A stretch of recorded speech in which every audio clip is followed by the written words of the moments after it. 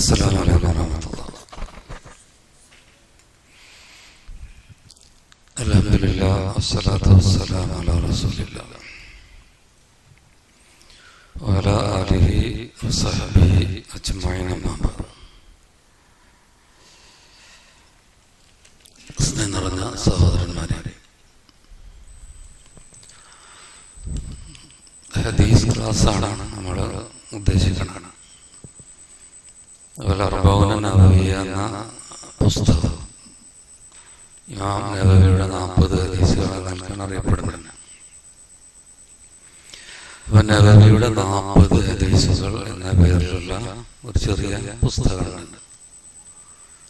ഒരു 42 ഹദീസുണ്ട്. അങ്ങനെ പൊതുവെ അറബികൾ പറയുന്നത് കുറച്ച് വ്യത്യാസം ഉണ്ടെങ്കിൽ, 1-2 കയറുണ്ടെങ്കിൽ, 1-2 കുറവാണെങ്കിലും അങ്ങനെ പറയും. അധികമുള്ളത് അല്ലെങ്കിൽ കുറച്ച് കുറവാണെങ്കിൽ കിട്ടാതെ പറയും. അപ്പൊ ഞാനതിൽ ഇന്നത്തെ 1-ാമത്തെ ഹദീസ് ഇങ്ങനെ വന്നത്. അപ്പൊ മജീദ് പറഞ്ഞത് ആമുഖമൊക്കെ മതി എന്നാണ്. അപ്പൊ ഞാനങ്ങനെ ഏകദേശം ഹദീസിനെ പറ്റി അങ്ങനെ മനസ്സിലാലോചിച്ച വിശേഷം ഇപ്പൊ പറയാൻ. ഹദീസ് അത് നമ്മൾ അതിനെപ്പറ്റി എന്താ വിചാരിച്ചെന്ന് എനിക്കറിയില്ല. ഒരുപക്ഷെ അതിനേക്കാളൊക്കെ എത്രയോ വിലപ്പെട്ടതാണ് ഹദീസ്. അതിന് പേര് 2 ഉദാഹരണം പറയണം. ഒന്ന്, അബൂ അയ്യൂബ് അൻസാരി മദീനയിൽ നിന്ന് ഈജിപ്തിലേക്ക് പോവുകയാണ്. എൻ്റെ വില അറിയാൻ വേണ്ടി പറയട്ടെ. ഞാൻ ഈജിപ്തിൽ ഒരാളുണ്ട്,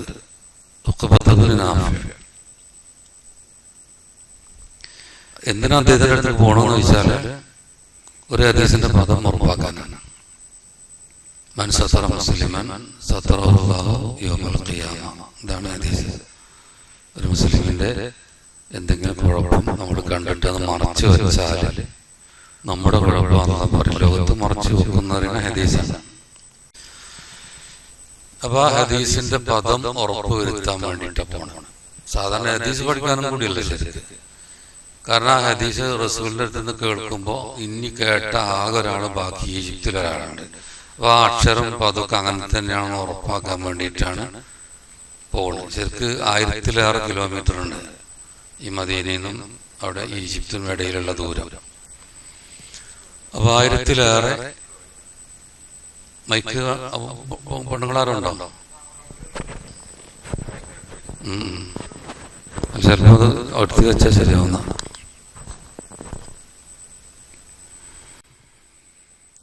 ഞാൻ പറഞ്ഞ മൻ സത്തറ മുസ്ലിമൻ എന്ന ഹദീസിനെ തേടിയാണ് പോണത്. അന്ന് ഇന്നത്തെ പോലെ വാഹന സൗകര്യങ്ങളില്ല. ഇന്ന് പെട്ടെന്ന് പൈസ ഉണ്ടെങ്കിലൊക്കെ പെട്ടെന്ന് പോയിരാനൊക്കെ പറ്റും. റോഡ് വഴിയും ആകാശം വഴിയൊക്കെ പോകാൻ പറ്റും. അന്ന് ഒട്ടകപ്പുറത്ത് പോകണം, അതിനുള്ള ഭക്ഷണം കരുതണം. എവിടെയെങ്കിലും വിശ്രമിക്കാൻ സ്ഥലമൊന്നും ഉണ്ടാവില്ല. എവിടെയെങ്കിലൊക്കെ വല്ല മരുപ്പച്ച കിട്ടിയെങ്കിലായി.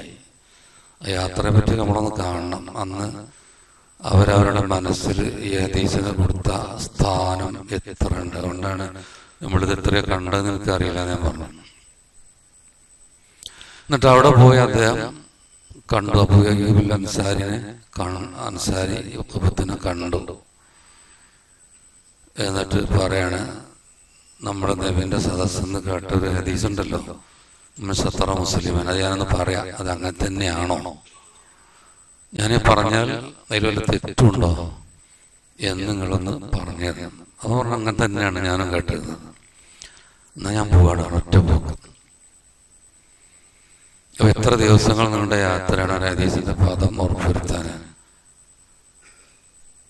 ഏതായാലും ഈജിപ്തിലെത്തിയല്ലോ. എന്നാ പിന്നെ അവിടെ നൈൽ നദിയൊക്കെ ഉണ്ട്, പ്രസിദ്ധമാണ് ചരിത്രത്തിലെ. നമുക്കൊന്ന് കണ്ടുപോകാം. അങ്ങനെ കണ്ടുപോകല്ലോ. ഞാൻ രാജ്യമൊക്കെ ഒന്ന് ചുറ്റി കാണട്ടെ. ഏതായാലും വന്നില്ലേ. ഇതൊന്നുമില്ല, അവർക്ക് വേറെ പല ഉത്തരവാദിത്തങ്ങളുണ്ട്. ഈ സമയം അങ്ങനെ അങ്ങോട്ട് കളയാനുള്ളതൊന്നുമല്ല. അവ വലിയൊരു ബാധ്യതയാണ്. ഹദീസിന്റെ പദം പൂർവ്വം ശ്രദ്ധിച്ച് ഉറപ്പുവരുത്തിയിട്ട് പോവുകയാണ്. ഈ വിഷയത്തിൽ റിഹിലത്ത് ഫി തൊലബിൽ ഹദീസ് എന്ന് പറഞ്ഞൊരു ഹെഡിങ്ങനെ ഉണ്ടാവും നമ്മുടെ ഹദീസിന്റെ വിഷയത്തിൽ ചർച്ച ചെയ്യുമ്പോഴേ. ഹദീസ് തേടിയുള്ള യാത്ര എന്ന് പറഞ്ഞിട്ടുണ്ട്. അതിലൊരുപാട് യാത്രകൾ കാണണം,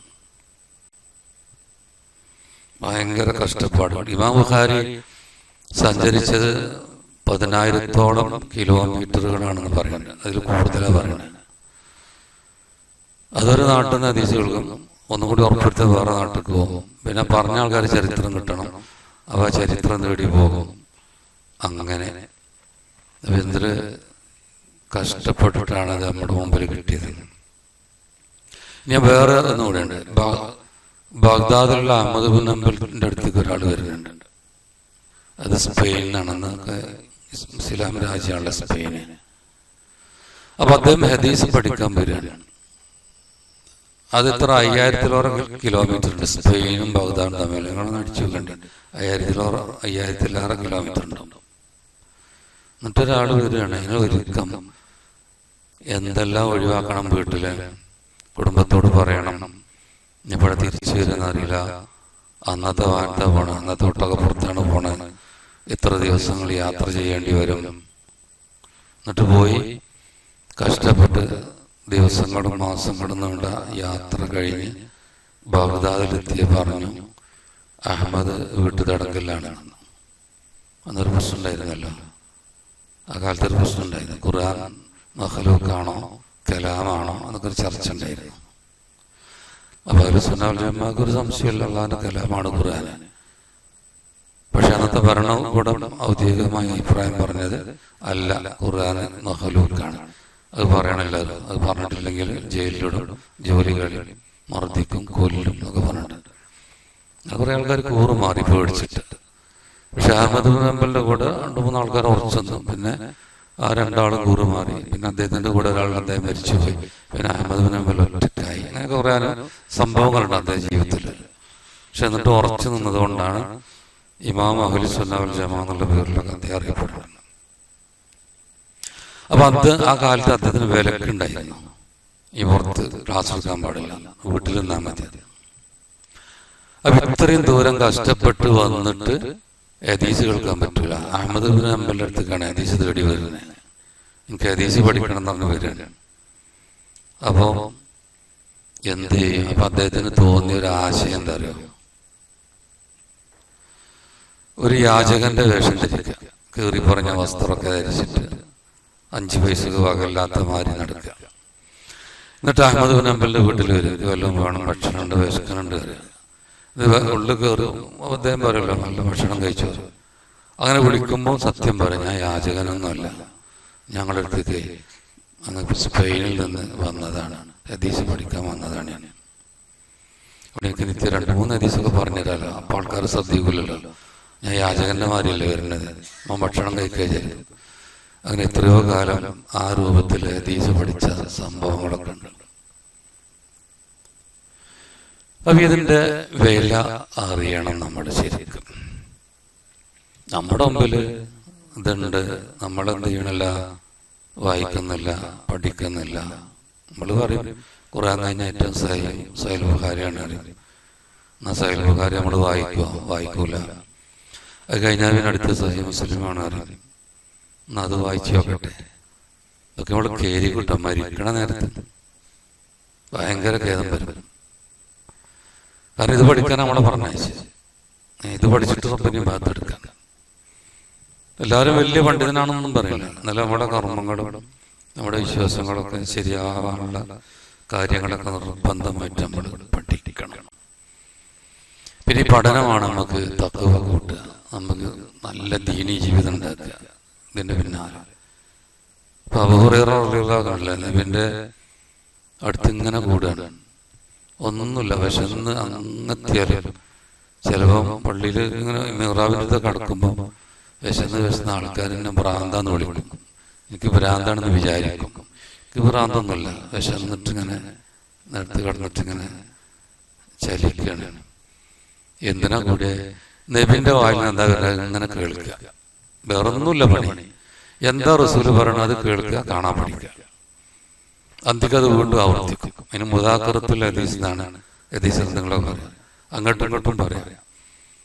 ഹദീസ് കേട്ട് ഓരോരുത്തരും പറഞ്ഞു കൊടുക്കുക. എന്താ ഒന്നും കൂടി നമ്മുടെ ഹൃദയത്തിൽ അതിന് ശരിയായി കിട്ടും. അതിനു വേണ്ടിയാണ് ഇമാം ബുഖാരിയുടെ അധ്യായം കാണണം, അത്തനാവൂഫിൽ ഇൽമ എന്നതിൻ്റെ പേര്. ഊഴം വെച്ച് ഇൽമിന് വരിക എന്നതിന് പറയും. ഊഴം വെച്ച് ഇൽമിന് വരിക. അപ്പൊ ഉമർ ഖത്താബും വേറൊരാളും എടുത്തതാണ് ബുഖാരിയിൽ കൊടുത്തത്. ഉമർ ഖത്താബ് റളിയല്ലാഹു അൻഹു തൻ്റെ കൂട്ടുകാരനോട് പറഞ്ഞു, ഇന്ന് നിങ്ങൾ നബിൻ്റെ അടുത്ത് പോവുക. എന്നിട്ട് നബി പറയണം മുഴുവനും കേൾക്കണം, ശ്രദ്ധിച്ച് കേൾക്കുക. ഞാൻ പണിക്ക് പോകും, ഞാൻ ജോലിക്ക് പോകും, എന്നിട്ട് എനിക്ക് ജോലി കിട്ടണ പൈസ എത്രയാണ് അതിന് പകുതി നിനക്ക് തരും.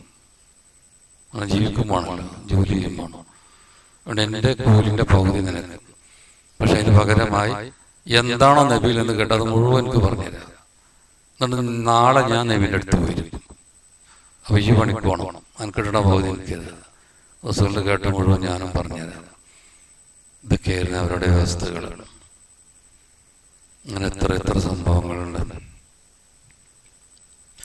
അപ്പൊ എന്താണ് ഇതൊക്കെ? ഒന്ന്, ഇത് വഹയാണ്, ഹദീസ് വഹയാണ്. വഹി അലൈഹിസ്സലാം ആകാശത്ത് നിന്ന് ഇറക്കപ്പെട്ടതാണ് വഹി.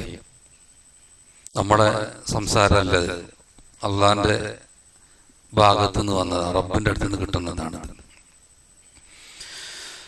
അപ്പൊ ചിലരൊക്കെ പറയും ഖുർആൻ വഹയാണ്, ഹദീസ് എന്ന് പറയും. ഹദീസിന്റെ വിഷയത്തിൽ എന്ത് ചെയ്യൂല, ഒരു മോശപ്പെട്ട എന്താ വെച്ചാല് പ്രചാരങ്ങൾ കാരണമാണ്. ചിലർ ഹദീസിനെതിരെ, ഇസ്ലാമിനോട് താല്പര്യമില്ലാത്തവർ ആദ്യം വരല് ഹദീസുകൾക്കെതിരാണ്, ചില സഹാബികൾക്കെതിരെ. സഹാബികളെ കുറ്റം പറയാം, കാരണം അവരെ വായിക്കാനുള്ള ഹദീസ് വരുന്നത്, ഓരോ കുറ്റം പറഞ്ഞ് ഓരോ വിശ്വാസത തകർക്കുക. അന്തിമമായിട്ട് ഇസ്ലാമിനെ തകർക്കാനുള്ള വഴിയാണ്. നേരെ തകർത്താൻ കിട്ടില്ല വിചാരിച്ചിട്ട് പിന്നെ ഹദീസുകൾക്കെതിരെ ഓരോന്ന് പറഞ്ഞുകൊണ്ടിരിക്കുക. അപ്പൊ ഇത് വഹിയാണ്. വഹി എന്താ തെളിവെന്ന് വെച്ചാൽ ഒരു കാര്യം പറയും, ഒന്ന് രണ്ട് അടിത്തറകൾ പറയുന്നത്. ഹദീസ് വഹിയാണ്. എന്താ അടിത്തറ? ഒന്ന്, വമാ യൻതിഖു അനിൽ ഹവാ എന്നാണ് ഖുർആനിൽ, സൂറത്തു നജ്ം. വമാ യൻതിഖു അനിൽ ഹവാ, നബി തന്നിഷ്ടപ്രകാരമല്ല സംസാരിക്കുന്നത്. തനി കിട്ടുന്ന വഹീന്റെ അടിസ്ഥാനത്തിലാണ് സംസാരം. എല്ലാ സംസാരം അങ്ങനെ. എന്തെങ്കിലും നബി തന്റെ അഭിപ്രായം അനുസരിച്ച് പറഞ്ഞെങ്കിൽ അള്ളാഹ് അംഗീകരിച്ചു കൊടുക്കും, അപ്പൊ അത് വഹയാണ്. അള്ളാഹ് അംഗീകരിക്കാത്തതാണെങ്കിലും അള്ളാഹ് തിരുത്തും. നബി പറഞ്ഞു അപ്പോഴും വഹിയാവും. കാരണം തിരുത്തിയത് അള്ളാഹ് ഇഷ്ടപ്പെടാത്തതാണ്. ഇപ്പൊ അബസവത്തവല്ലേക്ക് ഉദാഹരണം, നബിന്റെ ജിത്യാദായിരുന്നു. നബിന്റെ ജിത്യാദായിരുന്നു. അബസവത്തവല്ലിന്റെ സബബ് നുസൂലും കറിയാം. അബ്ദുല്ലാഹി ഇബ്നു ഉമ്മ മക്തൂം നബിന്റെ അടുത്ത് വരികയാണ്, നബി അല്ലിംനി മിമ്മാ അല്ലമക അല്ലാഹ്, എനിക്ക് പഠിപ്പിച്ചു തരണം. അത്ര ബോധ്യമാണ് നബിന്റെ ഇങ്ങനെ കേൾക്കാനേ. എനിക്ക് പറഞ്ഞു എനിക്ക് മറ്റൊല്ല മാതിരിയൊന്നും വരാൻ കഴിയൂല, ഞാൻ അന്ധനാണ്, എന്നെ പഠിപ്പിക്കൂ. അപ്പോൾ നബിന്റെ അടുത്താണ് അബൂജഹലും കൂട്ടും കാര്യപ്പെട്ട ഖുറൈശികളുണ്ട്. അവർക്ക് ഇങ്ങനെ പറഞ്ഞു കൊടുത്ത് അവരുടെ വരികയാണെങ്കിൽ ഇസ്ലാമിലേക്ക് വിചാരിച്ചു. അപ്പൊ ഈ വരവ് നബിക്ക് ഇഷ്ടമായില്ല. ഇവന് അല്ലാത്ത നേരത്തും വന്നൂടെ, ഞാൻ ഇവരോട് സംസാരിക്കുമ്പോ എന്തിനാ വന്നത്? അപ്പൊ നബി ആ വരവ് ഇഷ്ടപ്പെടാത്തത് കൊണ്ട് അങ്ങോട്ട് തിരിഞ്ഞില്ല. അപ്പൊ റബ്ബിടപെട്ടു. അള്ളാന്റെ അടുത്തേക്ക് എന്താ, അള്ളാന്റെ അടുത്തേക്ക് അള്ളാഹ് ഇവന്റെ തറവാടോ അബൂജഹലിന്റെ സൗന്ദര്യം ഇതൊന്നുമല്ലല്ലോ നോക്കണേ. ഇവന് കണ്ണുണ്ടോ, മറ്റൊരു കണ്ണില്ലേ, ഓ മുടന്തനാണോ, മറ്റോ മുടന്തനല്ലേ, ഓന് നല്ല സൗന്ദര്യം ഉണ്ടോ, അതല്ല ഓന് ധനുണ്ടോ, ദരിദ്രനോ, ഇതൊന്നും റബ്ബിന്റെ അടുത്തൊരു വിഷയമല്ല. ആരാണ് തഖ്വയുള്ളത് അവരാണ് റബ്ബിന്റെ അടുത്ത് ഉയർന്നത്. അതുകൊണ്ട് ദീൻ പഠിക്കാൻ വന്ന ആള് അള്ളാന്റെ അടുത്ത് ഇത്ര ഉയർന്ന സ്ഥാനത്താണ്. അബൂജഹലൊന്നും ഒന്നുമല്ല. അതുകൊണ്ടാണ് അബസവത്തവല്ല, ആ മുഖം ചുളിച്ചു. അവൻ നബിനെ പറ്റി പറയണമെങ്കിൽ അവൻ മുഖം ചുളിച്ചു ആമ വന്നപ്പോ. പിന്നെ റസൂലിന് ഇദ്ദേഹത്തെ പിന്നെ ഭയങ്കര പരിഗണനയായിരുന്നു, അബ്ദുല്ലാഹി ഇബ്നു ഉമ്മ മക്തൂമിനെ. അപ്പം നബിന്റെ ഒരു ജിത്യാദാണ്, അള്ളാഹ് തിരുത്തിയതാണ്. തിരുത്താത്തതൊക്കെ അള്ളാഹ് അംഗീകരിച്ചു. അപ്പൊ എല്ലാ ഹദീസും വഹയാണ് നടത്തുന്നത്. തിരുമേനി പറയുന്നതൊക്കെ വഹയാണ്. ഇതൊക്കെ തന്നെ സഹാബികൾ മനസ്സിലാക്കി. ഞാൻ അബൂ ഹുറൈറ റളിയല്ലാഹു അൻഹു പറയുന്ന ഒരു കാര്യം പറയാം, ബുഖാരിയിലൊക്കെ ഉള്ളതാണ്. അദ്ദേഹം പറഞ്ഞു, ജനങ്ങൾക്ക് എന്നെ പറ്റിയൊരു പരാതിയുണ്ട്, പിൽക്കാലത്തുള്ള പരാതിയാണ്. അദ്ദേഹം പറയാം, അക്സർ അബൂ ഹുറൈറ എന്ന് അറിയണ്ടല്ലോ, അദ്ദേഹം കുറെ അധികം പറയുന്നുണ്ടല്ലോ, എന്താ വേറെ ആർക്കും ഇല്ലേ? എന്താ അബൂ ഹുറൈറ എത്ര തോനെ അധികം ഹദീസ് പറയണത്? ഇങ്ങനെ ഒരു പരാതി എന്നെ പറ്റി ചിലർ പറയും. ചിലർ അത്ര ധാരണ ഇല്ലാത്തവർ പിൽക്കാലത്ത് പറഞ്ഞതാണ്. അപ്പൊ അദ്ദേഹം അതിന് മറുപടി കൊടുക്കുകയാണ്, ഞാൻ ഈ ഹദീസ് പറയും, എന്തുകൊണ്ടാണ് പറയണമെന്നറിയാം. ലൗല ആയത്താനിമീൻ കിതാബിൽ 2 ആയത്ത് അദ്ദേഹം അള്ളാന്റെ കിതാബിൽ 2 ആയത്ത് ഇല്ലായിരുന്നുവെങ്കിൽ മാ ഹദ്ദസ്തു ഹദീസ്, ഒറ്റ ഹദീസ് ഞാൻ പറയുമായിരുന്നില്ല. എന്നൊരു സൂറത്ത് ബക്കറയിലെ 159 ആയത്തും 160 പിന്നെ 174 അതിങ്ങനെ ഓതി. ഇതിന് തുടക്കത്തിലുള്ള മാത്രമേ പറയൂ. ഇന്നലതിന് യക്തുമൂന മാ അൻസൽന മിനൽ ബയ്യിനാത്ത്, വ്യക്തമായ നമ്മൾ ഇറക്കിയ ദൃഷ്ടാന്തങ്ങൾ മറച്ചു വെക്കുന്നവർ. അപ്പൊ മറച്ചു വെക്കാൻ പാടില്ല, അള്ളാഹ് പറഞ്ഞിട്ടാണ് ഞാൻ അത് പറയണേ. അപ്പൊ അള്ളാഹ് ഇറക്കിയത് മറച്ചു വെക്കാൻ പാടില്ല. അപ്പൊ അള്ളാഹ് ഇറക്കി തന്നെയാണ് ഹദീസ് എന്നാണ് അദ്ദേഹം പറയുന്നത്. കാരണം അദ്ദേഹം ഹദീസ് പറയുന്നത് ചിലർ ഇവിടുന്ന് അദ്ദേഹത്തിന് ഇത്ര അധികം ഹദീസ് കിട്ടിയേ, എന്താ വേറെ ആർക്കൊന്നും അങ്ങനെയല്ലേ. അപ്പൊ ചിലർക്ക് എന്തോ ഒരു സംശയം വന്നവൻ പറയാണ്, ഞാൻ ഹദീസൊക്കെ ഇത്ര അധികം പറയണം എന്താ പറയുക, ഇത് മറച്ചു വെക്കാൻ പാടില്ല. അതിന് അദ്ദേഹം തെളിവോതി ഖുർആനിലെ ആയത്താണ്, ഇന്നലതിന് യക്തുമൂന മാ അൻസൽന, നാം ഇറക്കിയത് മറച്ചു വെക്കുന്നവർ. അപ്പൊ ഹദീസ് അള്ളാഹ് ഇറക്കിയതാണെന്ന് അദ്ദേഹം പറയാണ്, അത് മറച്ചു വെക്കാൻ പാടില്ല, ജനങ്ങൾക്ക് പറഞ്ഞു കൊടുക്കണത്. അതുകൊണ്ടാണ് ഞാൻ ഈ ഹദീസൊക്കെ പറയുന്നത്.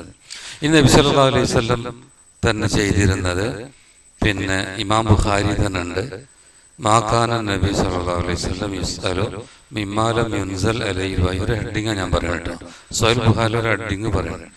നബി തിരുമേനി ചോദിക്കപ്പെടും, നബിനോട് എന്ത് സംശയം ഉണ്ട് ഓരോന്ന് ചോദിക്കും. പക്ഷെ അതിൽ വഹി ഇറങ്ങിയിട്ടില്ലാത്തതാണെങ്കിൽ ഫയഖൂലു ലാ അദ്രി, എനിക്കറിയില്ല. നബിനോടെന്ന് ചോദിച്ചാലേ വഹി കിട്ടാത്തതാണ് എനിക്കറിയില്ല എന്ന് പറയും. ഔലം യുജ്വലും ഉത്തരം കൊടുക്കൂല, ഹത്താ യുൻസല അലൈഹി വഹി, വഹി ഇറങ്ങുന്നത് വരെ. ഒരു ഹെഡിങ്ങാണ്. വലം യഖുൽ ബിറഅയിൻ വലാ ബിഖിയാസ്, നബി തന്റെ അഭിപ്രായമൊന്നും പറയില്ല, അത് താരതമ്യം ചെയ്തിട്ട് അതൊന്നും പറയില്ല. എന്താ കാരണം? ഖുർആനിലൊരു ആയത്തുണ്ട്, ഇന്നാ അൻസൽനാ ഇലൈക്കൽ കിതാബ ബിൽ ഹഖ് ലിതഹ്കുമ ബൈന നാസ് ബിമാ അറാകല്ലാഹ്, താങ്കൾക്ക് ഗ്രന്ഥം നമ്മൾ ഇറക്കി തന്നു, താങ്കൾ ജനങ്ങൾക്കിടയിൽ വിധി കൽപ്പിക്കാൻ, താങ്കൾക്ക് അള്ളാഹ് കാണിച്ചു തന്നതിനനുസരിച്ച് വിധി നടത്താൻ വേണ്ടിയിട്ടാണ്. അപ്പൊ അള്ളാഹ് കാണിച്ചു തരും, അതിനനുസരിച്ച് ഇങ്ങനെ പോയാൽ മതി എന്നാണ്. അപ്പൊ നബി തിരുമേനിയെ സംബന്ധിച്ചിടത്തോളം അള്ളാഹ് പറഞ്ഞു കൊടുക്കുന്നത് ഇങ്ങനെ പറയാൻ. അപ്പൊ നമ്മൾ ഖുർആനും സുന്നത്തും തമ്മിൽ വ്യത്യാസമുണ്ടെന്ന് നമുക്കറിയാം. ഖുർആനൊക്കെ മുത്തവാത്തിർ എന്ന് പറയും, അതൊക്കെ പാടെ പറയുമ്പോൾ ചില ഉസൂൽ ഹദീസ് ഇങ്ങനെ പോവാം. അപ്പൊ ഞാൻ അതിലേക്ക് കയറുന്നില്ല. ചില വാചകങ്ങൾ പറയും ഖുർആൻ മുഴുവനും മുത്തവാത്തിറാണെന്ന് പറയും. ഹദീസ് അങ്ങനെയല്ല, മുത്തവാത്തിറല്ല. മുത്തവാത്തിറിന് ഒരുപാട് സഹാബികൾ, അതിനുശേഷം ഒരുപാട് താബികൾ, ഒരുപാട് ആൾക്കാർ റിപ്പോർട്ട് ചെയ്യണ അങ്ങനെ പറയാം. ഹദീസിൽ അങ്ങനെ ഉണ്ടാവില്ല, അത്ര അധികം ഉണ്ടാവില്ല, അത്ര ഉള്ളതുകൊണ്ട് ഇല്ലാത്തതുകൊണ്ടാണ്. പിന്നെ ഖുർആന്റെ ഓരോ പദത്തിന് ഒരക്ഷരത്തിന് 10 ഇരട്ടി എന്നൊക്കെ പറഞ്ഞിട്ടുണ്ട്. അതൊന്നും ഹദീസിനെ പറ്റി പറഞ്ഞിട്ടില്ല. ഇതുപോലെ ഖുർആനെ പറ്റി മുതഅബ്ബദുൻ ബിതിലാവത്തി, അത് ഒരു ഇബാദത്താണ്. ഖുർആൻ ഓതാൻ പ്രത്യേക ശൈലിയിൽ ഇങ്ങനെ ഓതലാണ്, തജ്വീദ് പഠിച്ചങ്ങനെ അതിന് ഓതുന്ന ശൈലിയും കാര്യങ്ങളുണ്ടല്ലോ, അതൊന്നും ഹദീസിനല്ല. അങ്ങനെ വ്യത്യാസമൊക്കെ ഉണ്ട്. എന്നാൽ മതവിധിന്റെ വിഷയത്തിൽ രണ്ടും സമാനമാണ്. മതവിധി നോക്കുന്ന വിഷയത്തിൽ ഖുർആനും ഹദീസും ഒരേ സ്ഥാനമാണ്, ഒരു വ്യത്യാസമില്ല. അതെങ്ങനെയാണ് പണ്ഡിതന്മാർ വിശദീകരിച്ച് തെളിവിന്റെ അടിസ്ഥാനത്തിൽ തന്നെയാണ്. ഉദാഹരണം പറയാം, ഫലാ വറബ്ബിക ലാ യുഅ്മിനൂന ഹത്താ യുഹക്കിമൂക ഫീമാ ശജറ ബൈനഹും, അള്ളാഹുവാണ് സത്യം, അവർ മോമിനാകണം പ്രശ്നം തന്നെയല്ല, മോമിനുകളാകൂല. ഹത്താ യുഹക്കിമൂക, താങ്കളെ വിധികർത്താവാക്കുന്നത് വരെ. അപ്പൊ അവർക്കൊരു അഭിപ്രായ വ്യത്യാസമുള്ള വിഷയം താങ്കളുടെ വിധികർത്താവാകണ വരെ ഒരു മുസ്ലിമാണ് പ്രശ്നം തന്നെയല്ല. ഇതിനെല്ലാം ഖുർആനെ പറ്റി പറയുന്നത്, തർക്കമുള്ള വിഷയത്തിൽ ഖുർആൻ സ്വീകരിച്ചില്ലേ മുസ്ലിം ആവില്ല, അത് തന്നെ ഇപ്പൊ നബി പറഞ്ഞ കേട്ടാൽ മുസ്ലിം ആവില്ല. അതിനൊരു അവതരണ കാരണമുണ്ട്. നബി ഒരു കാര്യം പറഞ്ഞിട്ട് ഒരു സഹാബി അംഗീകരിച്ചില്ല, അതൊരു സ്വത്തുമായി ബന്ധപ്പെട്ടതായിരുന്നു. അയാളെ പെട്ടെന്ന് ദേഷ്യത്തില് നിങ്ങളെ അങ്ങോട്ട് അനുകൂലമായി പറഞ്ഞല്ലേ, കുടുംബക്കാരനെ വിചാരിച്ചിട്ട് എന്നിട്ട് പറഞ്ഞത്ര. വേറെ ചില പറഞ്ഞ അയാൾ മുനാഫിക്കായിരിക്കും പറയുന്നുണ്ട്, എന്താ അറിയില്ല. ഒരു സ്വത്ത് തർക്കത്തിൽ നബീനെ സത്യം വിധിച്ചപ്പോ ഇയാൾ ഇടപെട്ടിട്ട് പറയാം, നിങ്ങൾ അയാൾക്ക് അനുകൂലമായി വിധിച്ചു, അപ്പൊ അയാള് നിങ്ങളുടെ കുടുംബക്കാരനായിട്ടാണ് നിശ്ചയിച്ചു. ഇത് തഫ്സീറിൽ കാണാൻ അയാൾ മുനാഫിക്കായിരുന്നു അല്ലെങ്കിൽ നബിക്കെതിരെ അങ്ങനെ പറയുമോ? പക്ഷെ അപ്പൊ ഇറങ്ങിയ ആയത്താണ്, ഒരു മൂമിനാണ് പ്രശ്നമല്ല, സത്യം ചെയ്ത് പറയാം, ഫല ഉറപ്പിക്കാന്ന്, റബ്ബാണ് സത്യം, ഒരു മൂമിനുകളാവൂല. തയ്യക്കിമുഖ ഭീമാ ശജറ ബൈനഹും, അവർക്കിടയിൽ തർക്കമുള്ള വിഷയത്തിൽ താങ്കളുടെ വിധികർത്താവാകണവരെ തന്നെ ഖുർആൻ നിയമം. നമുക്ക് ഏത് വിഷയം എന്താണോ ഖുർആൻ പറഞ്ഞത് സ്വീകരിക്കണം. അത് തന്നെയാണ് ഹദീസ്, അങ്ങനെ തന്നെ സ്വീകരിക്കണം. മതവിധിന്റെ വിഷയത്തിൽ തുല്യം. മറ്റൊരു വിഷയത്തിൽ ഇന്നമാക്കാന ഖൗലുൽ മുഅ്മിനീൻ ഇദാ ദഉ ഇലല്ലാഹി വറസൂലിഹി ലിയഹ്കുമ ബൈനഹും അൻ യഖൂലു സമീഅനാ വഅതഅനാ. മുഅ്മിനീങ്ങളുടെ വാക്ക് ഇതായിരിക്കും, അവർ അല്ലാഹുവിലേക്കും അവന്റെ ദൂതനിലേക്കും ക്ഷണിച്ചാൽ അവർക്ക് തീർപ്പ് കൽപ്പിക്കാൻ അവരെന്ത് പറയണം? അവർക്ക് യാതൊരു ഖിയറത്തുമില്ല. സമീഅനാ വഅതഅനാ, കേട്ടു അനുസരിച്ച്. ഇവിടെ അല്ലാഹ് മാത്രമല്ല, റസൂലും പറഞ്ഞു, രണ്ടും ഒരേ സ്ഥാനം. വേറൊരു ആയത്ത് സൂറത്ത് അൻ-നൂറിൽ ഫൽയഹ്ദറില്ലദീന യുഖാലിഫൂന അൻ അംരി, നബിയുടെ കൽപ്പനയ്ക്ക് വിരുദ്ധം പ്രവർത്തിക്കുന്നവർ ഭയപ്പെടട്ടെ. അൻ തുസീബഹും ഫിത്ന, അവർക്ക് ഫിത്ന വരും. ഔ യുസീബഹും അദാബുൻ അലീം, വേദനയേറിയ ശിക്ഷ വരും. അതുപോലെ പേടി കിട്ടിയത്. ഈ ഫിത്ന എന്താ, 2-3 അർത്ഥം കൊടുത്തു. ഇവിടെയൊക്കെ നബിന്റെ കൽപ്പനക്കെതിരെ, ഇത് അള്ളാന്റെ കൽപ്പനക്കെതിരെ തന്നെ പ്രശ്നം. അള്ളാന്റെ കൽപ്പനക്കെതിരെ നിന്നാൽ ഇതന്നെ വരാൻ പോണേ. ഇവിടെ നബിന്റെ കൽപ്പനക്കെതിരെ നിന്നാൽ ഞാൻ പറയണേ, മനസ്സിലായോ? ഫിത്ന വരുന്ന ഫിത്ന ഒന്ന് ശിർക്ക് വരുന്നതാണ് ഫിത്നന്റെ അർത്ഥം. ശിർക്കിലാകപ്പെടുന്നതാണ്. നബി പറഞ്ഞ കേട്ടില്ല ശിർക്ക് വരും. ഉദാഹരണം പറയാം, കബറ് കെട്ടിപ്പൊക്കാൻ പാടില്ല. ഒരു ഉദാഹരണം പറയാം. മക്ക വിജയം ഉണ്ടായപ്പോൾ റസൂല് അലി ഇബ്നു അബീ ത്വാലിബിനെ പറഞ്ഞയച്ചല്ലോ, ഉയർന്നു നിൽക്കണ കബറൊക്കെ തകർക്കണം എന്നാണ്. ഞാൻ ഒരൊറ്റ ഉദാഹരണം പറയാം. സന്ദർഭത്തിൽ ഉയർന്നു നിൽക്കണ കബർ മുഴുവൻ തട്ടി നിരത്താൻ പറഞ്ഞു അലി ഇബ്നു അബീ ത്വാലിബിനോട്. അലി ഇബ്നു അബീ ത്വാലിബ് പറഞ്ഞ് നടത്തുന്ന കാലത്ത് അബുൽ ഹയ്യാജിനെ വിളിച്ചിട്ട് പറഞ്ഞു, പണ്ട് നബിനെ ഏൽപ്പിച്ച പണി ഞാൻ നിന്നെ ഏൽപ്പിക്കുന്നുണ്ട്. അന്ന് ഞാൻ കണ്ടൊക്കെ തകർത്തു, ഇനി ഇവിടെ ഉയർന്നു നിൽക്കണ്ടിച്ച് തകർക്കണം എന്നാണ്. ഉയർന്നു നിൽക്കണ കബറൊക്കെ അത്ര വ്യക്തമായി പറഞ്ഞാണ്. പക്ഷെ എന്ത് ജനങ്ങളെങ്ങനെയാണ് കബറ് കെട്ടിപ്പൊക്കണുണ്ട് എന്നൊരു ശിർക്കിലാകപ്പെടുന്നുണ്ടോ? നമ്മൾ ആലോചിച്ച്. അത് എത്ര ജാഗ്രത കാണിച്ചിരുന്നു. ഒരു ദാനിയാൽ നബി എന്നാണ് ഒരു നബിനെ പറ്റിന്റെ പറയണം. മുറത്താവൊക്കെ അവിടെ പരിചയപ്പെടുത്തി തന്നിട്ടുണ്ട്. ദാനിയാൽ അത് അബൂ മൂസ അശ്അരിയൊക്കെ പണ്ട് പേർഷ്യയിലൊക്കെ യുദ്ധം ചെയ്യണ നേരത്ത് മുറത്താവിനൊരു വിവരം കൊടുക്കുകയാണ്, ഇവിടെ ഒരു മയ്യത്ത് കിട്ടിയിട്ടുണ്ട്. എന്നോ മുമ്പുള്ള മയ്യത്താണ്, പക്ഷെ നുരുമ്പിയിട്ടില്ല, ഒരു പ്രശ്നം വന്നിട്ടില്ല. അപ്പൊ ഏകദേശം ഒരു ഗവേഷണം നടത്തിയ പോലത്തെ ഏകദേശം മനസ്സിലായി മുമ്പ് കഴിഞ്ഞു പോയൊരു നബിയാണ്. നബിമാർക്ക് ഒരു പ്രത്യേകത ഉണ്ട്, അവരുടെ ശരീരം മണ്ണ് തിന്നൂല എന്നാണ്. ഇന്നല്ലാഹ ഹറമ അലൽ അർളി അജ്സാദൽ അംബിയ എന്ന ഹദീസുണ്ട്. മണ്ണ് തിന്നൂല, അതങ്ങനെ തന്നെ ഉണ്ടാവുന്നതാണ്. അപ്പൊ അതൊരു നബിൻ്റെതാണല്ലോ. എന്താ ചെയ്യാ, അങ്ങനെ കിട്ടി പേർഷ്യന്. അപ്പൊ മൂസ ഉമറത്താവിന് വിവരം കൊടുത്ത് എന്താ ചെയ്യാ? ആൾക്കാരൊക്കെ വന്ന് നോക്കുന്നുണ്ട്, കാരണം ആൾക്ക് അത്ഭുതമല്ലേ. ഉമറത്താവ് പറഞ്ഞു, ഒരു കാര്യം ചെയ്യാം, അന്തിക്കാരും കാണാതെ ഒരു 10-13 കബറ് വീഴുക, കുറെ ദൂരങ്ങളിൽ അവിടെ ഇവിടെ ഇട്ടിട്ട്, എന്നിട്ട് അതിൽ ഏതെങ്കിലും ഒരു കബറിൽ മറവ് ചെയ്യുക, എന്നിട്ട് മൂടുക, ബാക്കിയുള്ള കബർ മുഴുവനും മൂടുക. എന്തിനറിയാം? എവിടെയാന്ന് അറിയാതിരിക്കാനാണ്. അത്ര ജാഗ്രതയായിരുന്നു അവർക്ക്. റസൂല് പറഞ്ഞ അങ്ങനെ തന്നെ ജീവിതത്തിൽ പുറത്ത്.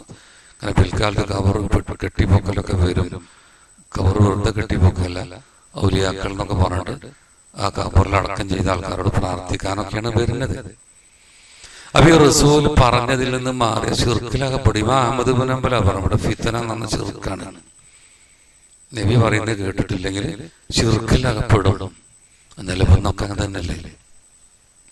ഖുർആൻ പറയുന്നത് കേട്ടില്ലെങ്കിൽ ശിർക്കിലാകപ്പെടും, നബി പറഞ്ഞത് കേട്ടിട്ടില്ലെങ്കിൽ ശിർക്കിലാകപ്പെടും. ആ ഫിത്നന്റെ അർത്ഥം ഒന്നതാണ്, ഫിത്ന എന്ന് പറയുന്നത്. വേറെ ഫിത്നക്ക് അർത്ഥം കൊടുത്തെന്നറിയാം, ഇവിടുന്ന് പരീക്ഷണം വരുന്നതാണ്. നബിന്റെ കൽപ്പനക്ക് എതിരെ നിന്ന പരീക്ഷണം ഇവിടുന്ന് തന്നെ കിട്ടുന്നതാണ്. അങ്ങനെ കിട്ടും ചിലപ്പോ. നബി പറയണ അങ്ങനെ കേൾക്കണം. ഇപ്പൊ ഒരു ഉദാഹരണം പറയാം. നബി സല്ലല്ലാഹു അലൈഹി വസല്ലം ഒരിക്കല് ഒരു കുട്ടിയല്ല, ഒരാളിങ്ങനെ ഭക്ഷണം കഴിക്കുമ്പോൾ ഇടത്തെ കൈ കൊണ്ട് ഭക്ഷണം കഴിക്കുന്നുണ്ട്. നബി പറഞ്ഞു, കുൽ ബിയമീനിക, വലത് കൈ കൊണ്ട് തിന്നുന്നു. അപ്പൊ അയാൾ പറഞ്ഞു, എനിക്ക് കഴിയില്ല. ചില ആൾക്കാരുണ്ട് അങ്ങനെ. ഒരു തെറ്റ് പറഞ്ഞാൽ പറ്റൂല, ഇയാളെ പറ്റി മുനാഫിക്കായതെന്ന് പറയണ്ട. അല്ലെങ്കിൽ സാഹിബികളെ ഒരിക്കലും അങ്ങനെ വെക്കൂല. അവർക്ക് ഭയങ്കര ബഹുമാനല്ല നബിനോട്. ബഹുമാനം എന്ന് പറഞ്ഞാൽ ഒരിക്കൽ ഒരാളുണ്ട്, ഓരോ കയ്യിലൊരു മോതിരം വെച്ച് വന്നത് സ്വർണത്തിന്റെ. നബി പറഞ്ഞ നരകത്തിൽ വളയിട്ട് വന്ന ഊരി വെച്ചത്. നബി പോയി. പിന്നെ സാഹിബിടെ പറഞ്ഞ ധരിക്കണ്ടെന്നുള്ളൂ, എടുത്തോ ഉപയോഗിക്കാൻ വിറ്റ വെച്ചിട്ട്. നബി പറഞ്ഞാൽ ഞാൻ എടുക്കൂല. അത്ര ബഹുമാനം നബിനോട്. എനിക്ക് ആ സാധനമാണ് നബി വലിച്ചെറിഞ്ഞ സാധനം. എനിക്ക് വേണം, അത്ര ബഹുമാനം. അപ്പൊ ഇത് നബിനെ എതിർത്തിട്ടുണ്ടെങ്കിൽ എന്താ അതിന്റെ അർത്ഥം? അയാൾ മുനാഫിക്കായിരിക്കും. അവർ ഞാൻ വലത് കൈ കൊണ്ട് തിന്നാൻ പറഞ്ഞു എനിക്ക് കഴിയൂല. നബി എനിക്ക് കഴിയൂല. അതിനുശേഷം അയാളെ കൈ പിന്നെ പൊങ്ങിയിട്ടല്ല. നബി പറഞ്ഞ എതിർന്നപ്പോ പിന്നെ പൊങ്ങിയതല്ല. അങ്ങനെ ചിലപ്പം വരും. ചിലപ്പോൾ അങ്ങനെ ധിക്കാരപൂർവ്വം സുന്നത്തിനെതിരെ വന്നാൽ അങ്ങനെയൊക്കെയാണ് വരും. നമ്മുടെ നാട്ടിൽ ഹദീസിനെതിരെ വന്ന ആൾക്കൊരു അഡ്രസ്സ് ഇല്ലാത്തവർക്ക് അറിയില്ലേ. സാധാരണ നമ്മുടെ നാട്ടിലൊക്കെ പോലീസ് വളരെ ഉഷാറാന്നാ പറയലേ. പക്ഷേ ഹദീസ് വേണ്ട എന്നൊക്കെ പറഞ്ഞ ഒരാള് മരിച്ചിട്ട് ആരാ കൊന്നതൊക്കെ അള്ളാഹു ഏതായാലും ശരി പഠിച്ചോണ്ട് നിന്യത കൊടുത്തേക്കാണ്. ഒരു അഡ്രസ്സും ഇല്ല. അങ്ങനെയാണ് ഇവിടെ തന്നെ നമ്മൾ കാണുന്ന ശിക്ഷയാണ്. അങ്ങനെയൊക്കെ പലതും വരും. എന്താ ചോദിച്ചാല് ഈ ഫിത്നയെ പറ്റി ഞാൻ പറഞ്ഞ അതിന് പരീക്ഷണം ഇവിടെ തന്നെ കിട്ടും. ഇവർക്ക് തബൂക്ക് യുദ്ധത്തിലേക്ക് ഇങ്ങനെ പോവുകയാണ് മുസ്ലിങ്ങൾ. 90 കിലോമീറ്റർ ഒക്കെ ഉണ്ട്. യുദ്ധത്തിൽ പോകുമ്പോൾ ഒരു സ്ഥലത്തെത്തി പറഞ്ഞു ഇന്ന് രാത്രി ആരും എഴുന്നേൽക്കാൻ പാടില്ല. ഒട്ടകത്തൊക്കെ ശരിക്ക് കെട്ടിട്ടുള്ള ആരും എഴുന്നേൽക്കരുത് എന്നാണ്. പക്ഷെ ചിലപ്പോൾ ചിലർക്ക് വിലക്കുണ്ടാകുമ്പോൾ എന്തായിരിക്കും അങ്ങോട്ട് കൊണ്ടാണ് അങ്ങോട്ട് പോകാനൊരു ബുദ്ധി അങ്ങനെയൊക്കെ ഉണ്ടാവും ചിലർക്ക്. അപ്പൊ ഒരാള് എഴുന്നേറ്റ് നോക്കി, ടൈം കഴിഞ്ഞിട്ടുണ്ടാവും എന്നൊക്കെ വിചാരിച്ചിട്ടുണ്ടാവും. എഴുന്നേറ്റ് നോക്കുമ്പം ശക്തമായൊരു കാറ്റ് അയാളെ കൊണ്ടുപോയി തൊയ്യ് മല അവിടെ കൊണ്ടുപോയിട്ടുന്നവരാണ്. ആ കാറ്റ് അയാളെ പറത്തി കൊണ്ടുപോയി. അപ്പൊ ഇങ്ങനെയൊക്കെ ചെല്ലുന്നുണ്ടാവും. ഇമാം ബുഖാരി തന്നെ ഉണ്ട് ഒരു ചങ്ങായി, ക്രിസ്ത്യാനിയായ ഒരാള്.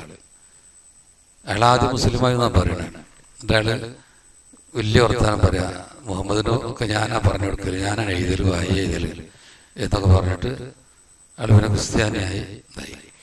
പക്ഷെ അയാൾ മരിച്ചപ്പോൾ അയാളെ മറവ് ചെയ്തിട്ട് നേരം വെളുക്കുമ്പോൾ അയാൾ മയ്യത്ത് പുറത്ത് തന്നെ. പിന്നെ അവർ കുറേ താഴ്ത്തി കുത്തിയോക്കി, അപ്പോഴും പുറത്ത്. സഹീൽ ബുഖാരിയുള്ളതാണ്. പിന്നെ അതിനേക്കാൾ ഞാൻ എന്തായാലും പുറത്ത് മറ്റേ കുറേ ആഴത്തിൽ കുത്തി പിന്നെയാണ് പുറത്ത്. പിന്നെ ഇതിന് ശരിയാവില്ല ഒരു മറവ് ചെയ്യാതെ പോയ ഒരു സംഭവമുണ്ട്. അത് നബിക്കെതിരെ നിലകൊണ്ടത് കൊണ്ട് വന്നതാണ്. റസൂൽ തിരുമേനിക്കെതിരെ നിലകൊണ്ടത് കൊണ്ട്.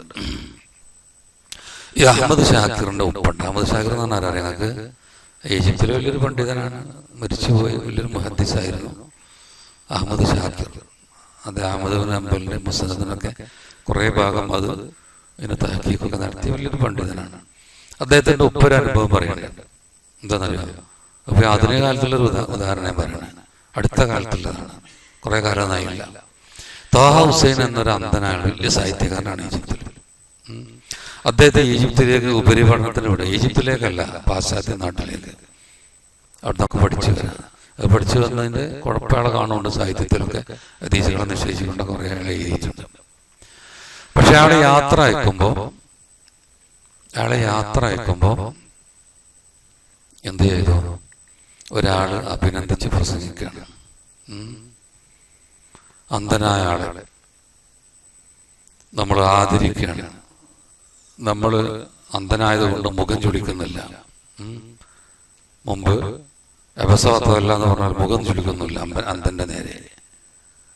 മനസ്സിലായല്ലോ? അബ്ദുല്ലാഹി ഇബ്നു മക്തൂം വന്ന് നബി മുഖം ചുളിച്ചു അന്ധനെ ആക്ഷേപിച്ചതാണ്. അത് ഇയാൾ ഓർത്തുദ്ധരിക്കുക. നമ്മളടുത്ത ഭരണാധികാരി വളരെ ഉഷാറാണ്, അന്ധനായാളെ പറഞ്ഞേക്കാണ്, അന്ധനെ കണ്ടിട്ട് മുഖം ചുളിക്കണില്ല. ഉടനെ അഹമ്മദ് ഷാക്കിറിന്റെ ഉപ്പ വിളിച്ചു പറഞ്ഞു, ഈ പറഞ്ഞ ഭരണാധികാരി കാഫറായിട്ടുണ്ട്. അവിടുത്തെ ഖത്തീബാണ് അയാൾ. ഖത്തീബ് കാഫറായിട്ടുണ്ട്. കാരണം റസൂലിനെതിരെയാണ് സംസാരം. ജുമാ മടക്കണം എന്നാണ്.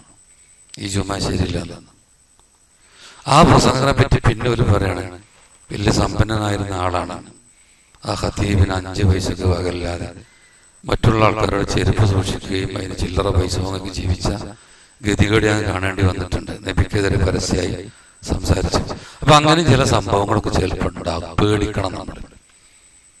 ചിലപ്പോൾ അള്ള കുറേ വിടും. അള്ള അങ്ങനെ ഒരുപാട് മാപ്പെടുക്കും. അള്ള ഇടക്ക് പിടിക്കുകയാണ് ചിലരെ. എല്ലാവർക്കും ഒരു പാഠമല്ലല്ലോ. സകല അഹങ്കാരികളും കൂടെ അഹങ്കാരത്തോടു കൂടി ജീവിക്കുക. അള്ള അങ്ങനെ വിട്ടുകൊടുക്കും. ചില സൗകര്യങ്ങൾ കൊടുക്കുക, ഒക്കെ ഉണ്ടാവും. പക്ഷെ ചിലപ്പോൾ അങ്ങനെ ശിക്ഷ എന്നുള്ളവർക്ക് ഫിത്ന വരും. അതാണ് ഈ ലോകത്ത് തന്നെ ഫിത്ന വരുമെന്ന്. അപ്പൊ ഇത് തന്നെയാണ് ഖുർആനെ പറ്റി പറഞ്ഞു, ഹദീസിനെ പറ്റി ഒക്കെ പറഞ്ഞു. ഫല്യഹ്ദരില്ലദീന യുഖാലിഫൂന എന്ന ആയത്ത് പറഞ്ഞപ്പോഴാണ് ഞാനിവിടെ പറഞ്ഞു. അപ്പൊ നമ്മെ സംബന്ധിച്ചിടത്തോളം നമ്മൾ സമേന അത്തായനന്റെ ആൾക്കാരാണ്. നമ്മൾ നബിനെ അംഗീകരിക്കണമെന്ന് പറഞ്ഞാലേ ഈ 4 നിബന്ധന ഉണ്ടെന്ന് പറയാം. വെറുതെ ഞാൻ അംഗീകരിക്കണമെന്ന് പറഞ്ഞാലൊന്നും അംഗീകാരമായി മാറൂല. മാനാ മുഹമ്മദിൻ റസൂലുള്ള എന്നതിന് അർത്ഥം വിശദീകരിക്കേണ്ട പണ്ഡിതന്മാർ. മുഹമ്മദ് അള്ളാഹുവിന്റെ റസൂലാണ് എന്നതിന്റെ അർത്ഥം 4 എണ്ണമാണ്. അല്ലാതെ വെറുതെ നബി അറിയിച്ച മുഹമ്മദ് നബിയാണ് പറഞ്ഞാലൊന്നും നബിനെ അംഗീകരിച്ചു എന്ന് വരൂല എന്നാണ്. അപ്പൊ എന്തായിരിക്കണം? അൽ ഇൽത്തിസാമു ബിമാ അമറ, നബി കൽപ്പിച്ചതൊക്കെ ജീവിതത്തിൽ പകർത്തണം. നബി എന്ത് കൽപ്പിച്ചിട്ടുണ്ട് അതൊക്കെ ജീവിതത്തിൽ പകർത്തണം. നിർബന്ധമായി പറഞ്ഞാൽ നിർബന്ധമായിട്ട് ഉൾക്കൊള്ളണം, പകർത്തണം. സുന്നത്തായി പറഞ്ഞാൽ സുന്നത്താണ് നിലനിൽക്ക് അങ്ങനെ നിർബന്ധമായി മനസ്സിലാക്കണം. അപ്പൊ എന്താ കൽപ്പനയുണ്ട് അതൊക്കെ. അതിനെ ഖുർആനെ പറ്റിയുള്ളത്. ഖുർആൻ എന്താ പറഞ്ഞ ജീവിതത്തിൽ പകർത്തണം. 2 വൽ ഇജ്തിനാബ് അമാ നഹാൻ, നബി വിലക്കിയതൊക്കെ ഒഴിവാക്കാം. അത് അള്ളാഹ് വിലക്കിയ മാതിരി തന്നെയാണ്.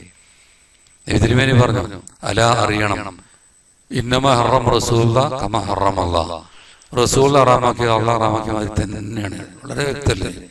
അള്ളാഹ് ഹറാമാക്കിയ അത് തന്നെയാണ് നിയമം. റസൂൽ ഹറാമാക്കിയത് ഒരുപോലെ ഉൾക്കൊള്ളണം എന്ന് പറഞ്ഞിട്ടുണ്ട്.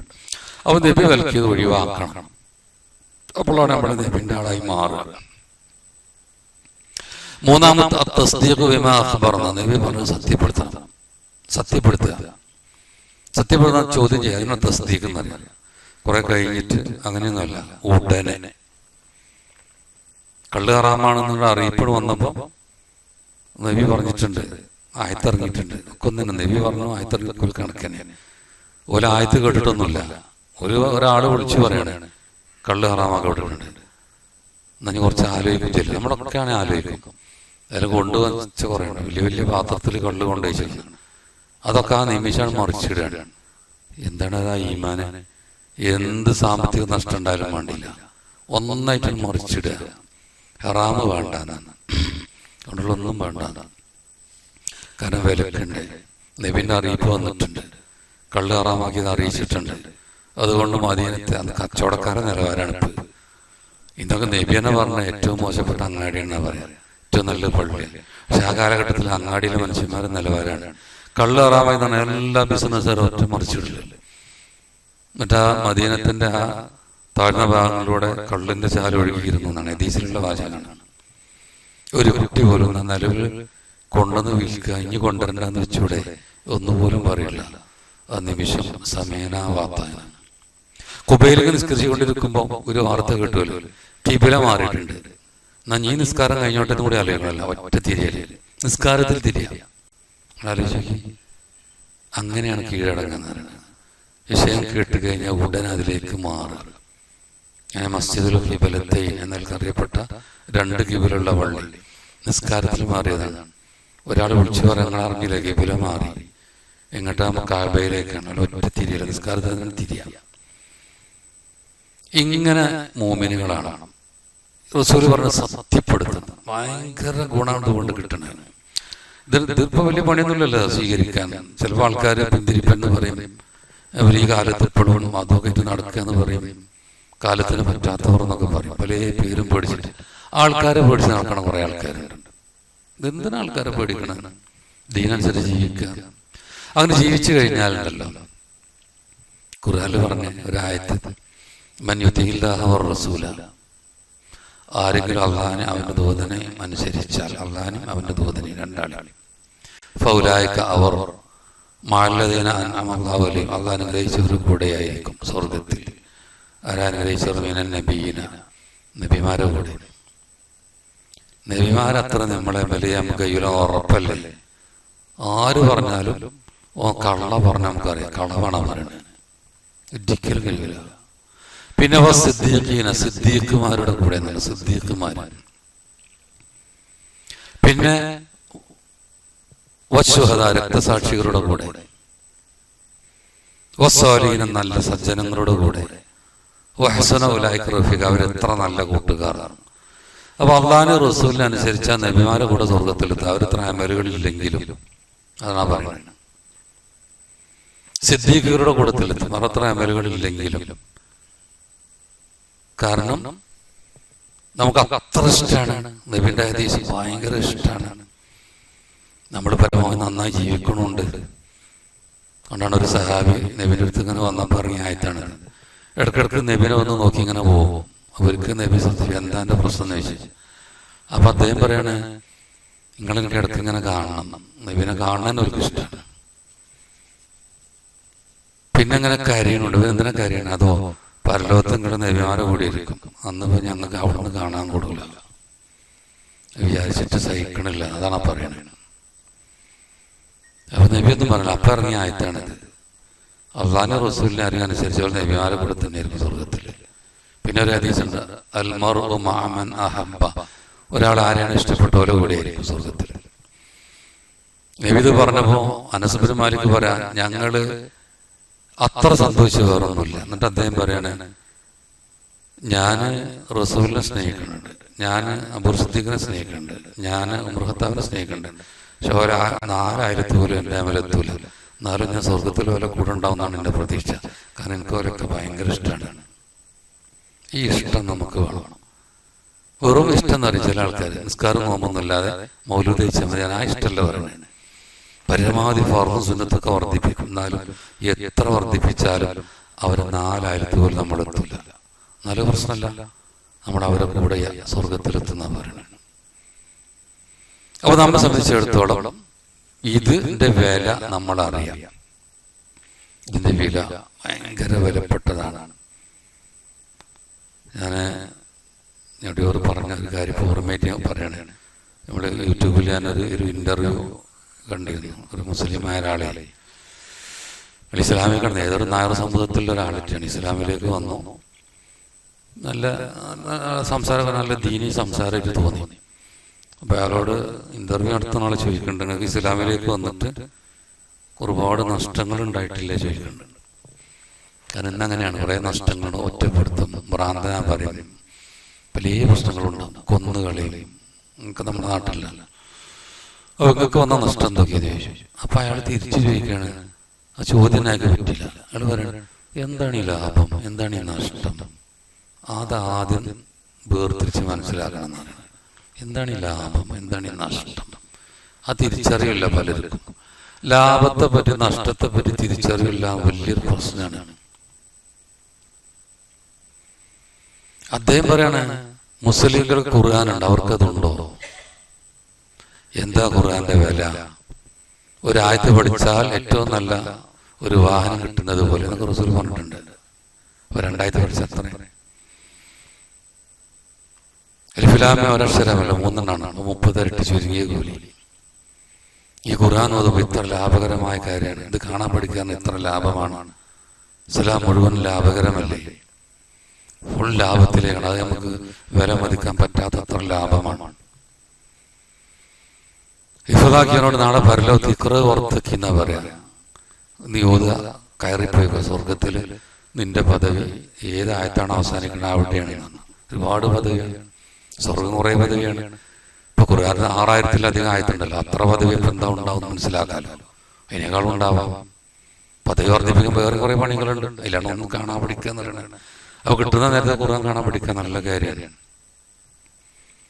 നിസ്കാരത്തിന് ഉഷാറിട്ട് മറ്റൊന്നും സ്ഥിരമായിട്ട് ഓതുന്നങ്ങനെ ഓതുക ആൾക്കാർ. നേരെ കുറച്ച് നമ്മൾ രാത്രി നിസ്കാരം നമ്മൾ പുതിയ കാണാൻ പഠിച്ച് ഓതുമ്പോൾ നിസ്കാരത്തിനൊക്കെ നല്ല ഉന്മേഷം കിട്ടും. മാത്രമല്ല ഇഫ്താക്കലാണോ ഖുർആൻ ഓതലാണോ ഏറ്റവും നല്ലത്? ഖുർആൻ ഓതുകയാണെങ്കിൽ നമുക്ക് വേഗം ഖത്തം തീർക്കാം, വേഗം ഓതിപ്പോകാം. അപ്പൊ ഷെയ്ഖ് മുഹമ്മദ് ബിൻ സ്വാലിഹ് അൽ ഉസൈമീൻ ഒരാൾ ചോദിക്കുകയാണ്, ഖുർആൻ ഇങ്ങനെ ഓതി തീർക്കലാണോ ഒരുപാട് ഖത്തം തീർക്കുക, അതല്ല ഇഫ്താക്കലാണോ ഏറ്റവും നല്ലത്? ഇഫ്താക്കലാണ്. ഇഫ്താക്കാണെങ്കിൽ കുറെ ഓതിയാൻ നീങ്ങൂല, പക്ഷെ എന്നാലും ആവർത്തിച്ച് ഓതുന്നുണ്ട്, പിന്നെ ഇഫ്തും കിട്ടും. അപ്പൊ നമ്മളെ സന്ദർഭമായിട്ട് പറഞ്ഞതാണ് ഇഫ്താക്ക. പിന്നെ അദ്ദേഹം ചോദിച്ചു, അവർക്ക് നബി ഉണ്ടോ, മുഹമ്മദ് നബി ഉണ്ടോ അവർക്ക്? മുഹമ്മദ് നബിനെ ചോദിച്ചില്ലേ, നരകം ഉറപ്പല്ലേ? ഈ കാലഘട്ടത്തിൽ ഇസ്ലാമിലേക്ക് വരാത്ത ആളാണ് ഓ മുസ്ലിം അല്ല, ഉറപ്പാണ്, ഓ നരകത്തിലാ പോവുക. യഹൂദി വലാ നസ്റാനി, എന്നെ കേട്ടൊരു ജൂതൻ ഒരു നസ്റാനി വലം യുമിൻ എന്നിൽ വിശ്വസിക്കുന്നില്ലെങ്കിൽ ഇല്ലാതെ നരകത്തിൽ പോകുന്ന ഉറപ്പാണ്. ഇതൊക്കെ മനസ്സിലാക്കിയിട്ടാണ് വരുന്നത്. നരകത്ത് പോകും. ഇസ്ലാമിലല്ലാത്തവരും നരകത്ത് പോകും. കാരണം പണ്ടേ ഇസ്ലാമാണ്, ആദ്യ നബി മുതൽ ഇസ്ലാമാണ് ഇവിടെ ജനങ്ങൾ വ്യതിചലിച്ചതാണ്. അപ്പം മുസ്ലിം അല്ലെങ്കിൽ, ഞാൻ മുസ്ലിം പറഞ്ഞ മുഹമ്മദ് നബിനെ അംഗീകരിച്ചിട്ടില്ലെങ്കിൽ നരകത്ത് പോകും. പിന്നെ നിങ്ങൾ ഓരോന്ന് എടുത്തു നോക്കി, ഓരോ വിഷയങ്ങൾ. നിസ്കാരമാണെങ്കിൽ നിസ്കാരത്തിന് എന്തൊക്കെ ഇപ്പം ഹജ്ജ് ചെയ്ത് വന്ന ആൾക്കാർ, ഹജ്ജ് ചെയ്ത കൂലി നമുക്കറിയാം, ഒരുപാട് കൂലിയാണ് ഹജ്ജ് ചെയ്താൽ. പക്ഷെ ഹജ്ജ് ചെയ്യാൻ കഴിയാത്തവരുണ്ടാവും, പൈസ ഉണ്ടാവില്ല, വേറെ എന്തെങ്കിലും പ്രശ്നമുണ്ട്. അപ്പോൾ നല്ല നെയ്യത്തുണ്ടെങ്കിൽ ഓനെ ഹജ്ജ് ചെയ്ത കൂലി കിട്ടുന്ന പൈസ ഉണ്ട്, എനിക്ക് ഹജ്ജിന് പോകാൻ പോകുന്നുണ്ട്, ആ തോർത്തിട്ട് ആഗ്രഹം എനിക്ക് കൂലി കിട്ടും. പിന്നെ പള്ളിയിലേക്ക് നമ്മൾ വരിക, എന്തെങ്കിലും ക്ലാസ് കേട്ടോ കണ്ടു. ഈ വരവൊക്കെ എത്ര പ്രതിഫലമുള്ള കാര്യം അറിയങ്ങൾ. ഒരാൾ മൻ വദാ ഇലൽ മസ്ജിദ് ലിയതഅല്ലമ ഇൽമൻ ഔ യഅലമഹു, ഒരു ഇൽമ പഠിക്കാൻ ഒരാൾ പള്ളിയിൽ വന്നു, അല്ലെങ്കിൽ സ്വയം പഠിക്കുക, സ്വന്തം ഭാഷ പഠിക്കുക, അല്ലെങ്കിൽ അവിടെ ക്ലാസ് ഉണ്ട് കേൾക്കാൻ വന്നു എങ്കിൽ അവൻ ഹജ്ജ് ചെയ്തവന്റെ കൂലിയാണ്. ഈ വന്നതിനൊക്കെ അത് പ്രതീക്ഷിക്കണം. നമ്മൾ ഹജ്ജ് ചെയ്തവന്റെ കൂലി കോരി വാരി കോരി കൊടുക്കുക എന്നറിയില്ല. അങ്ങനെയാണ് ഇസ്ലാം എന്ന് പറയുന്നത്. ലാഭങ്ങൾ മാത്രമേ ഉള്ളൂ. ഇനി ഒരാൾ വീട്ടിൽ നിന്ന് ഓർഡർ കൊടുത്തു, എന്നിട്ട് പള്ളിയിൽ നിസ്കരിക്കാൻ പോയാൽ കൽ ഹജ്ജിൽ മുഹരിം, ഒരു ഫർള് നിസ്കാരത്തിന് വന്നാൽ അതിന് വേറെ ഹജ്ജ് ചെയ്ത കൂലി എന്നാണ്. അതൊക്കെ ഹദീസിൽ വന്നതാണ്, ഹജ്ജ് ചെയ്ത കൂലി. ഇങ്ങനെ നോക്കിയാൽ ആരെങ്കിലും ഇസ്ലാമിന്റെ വിഷയം നഷ്ടം എന്ന് പറയും. അതുകൊണ്ടാണ് ഞാൻ നേരത്തെ പറഞ്ഞത് 5000 കിലോമീറ്റർ താണ്ടി യാത്ര ചെയ്യണമൊക്കെ മഹാലാഭകരമാണ്. അപ്പൊ വീട്ടില് കുടുംബങ്ങളെ കാണാത്ത നഷ്ടമെന്ന് വിചാരിക്കണ്ട, അതിന് അന്നത്തെ ബിസിനസ് നഷ്ടപ്പെടുത്തി വിചാരിക്കണ്ട. ചിലർക്ക് ഹയ്യാലസ്വല എന്നിട്ട് ഹയ്യാലൽ ഫല വിജയത്തിലേക്ക് വരും. ചില വിചാരിക്കും ഇപ്പൊ നല്ല കച്ചവടം ഉണ്ട്, അതാ ലാഭം വിചാരിക്കും. ഒരു വിവരമില്ലാണ്. ആ നിസ്കാരത്തിലേക്ക് വരുമ്പോൾ അവനിപ്പോ അവിടെ നിന്ന് എത്ര കച്ചവടം കിട്ടും ആലോചിക്കുകയാണ്. അപ്പൊ ഹയ്യാലസ്വല എന്ന് പറയുമ്പോൾ കച്ചവടം നടത്തുമ്പോൾ അവിടെ കുറച്ച് കച്ചവടം ഉണ്ടാകും, പൈസ കിട്ടുന്നല്ലേ വിചാരിക്കണേ, അതല്ലേ ലാഭം എന്ന് വിചാരിക്കണേ. എന്നാൽ ഒരു ഹജ്ജ് ഇത്ര പൈസ, ഹജ്ജ് ചെയ്യാനുള്ള പൈസ ആണെങ്കിൽ കിട്ടുമോ? ഒരിക്കലും കിട്ടുമല്ലോ. ലക്ഷക്കണക്കിന് 3 ലക്ഷം അതിന്റെ പ്രാവശ്യം. ആ നിസ്കാരത്തിന്റെ ടൈം മോനെ 3 ലക്ഷത്തിലേറെ കിട്ടുമോ? ഒരിക്കലും കിട്ടില്ലല്ലോ. ഇനി ഇവിടെ വല്ല ദർശമാണെങ്കിലോ വേറെ ചെയ്ത് 2 ചെയ്ത കൂലിയായി. അപ്പം പിന്നെ വേറെ എന്തൊക്കെ ഓരോ നടത്തത്തിന് സ്വർഗത്തിലെ പദവി കൂടുന്ന പറഞ്ഞു.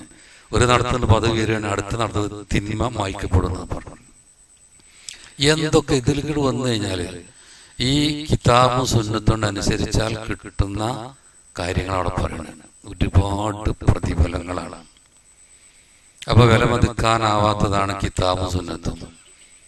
അത് നമ്മൾ വായിക്കണം, ശരിക്ക് പഠിക്കണം. ഈ നിയ്യത്ത് വെച്ചിട്ടുണ്ട് വലിയ കൂലി കിട്ടും.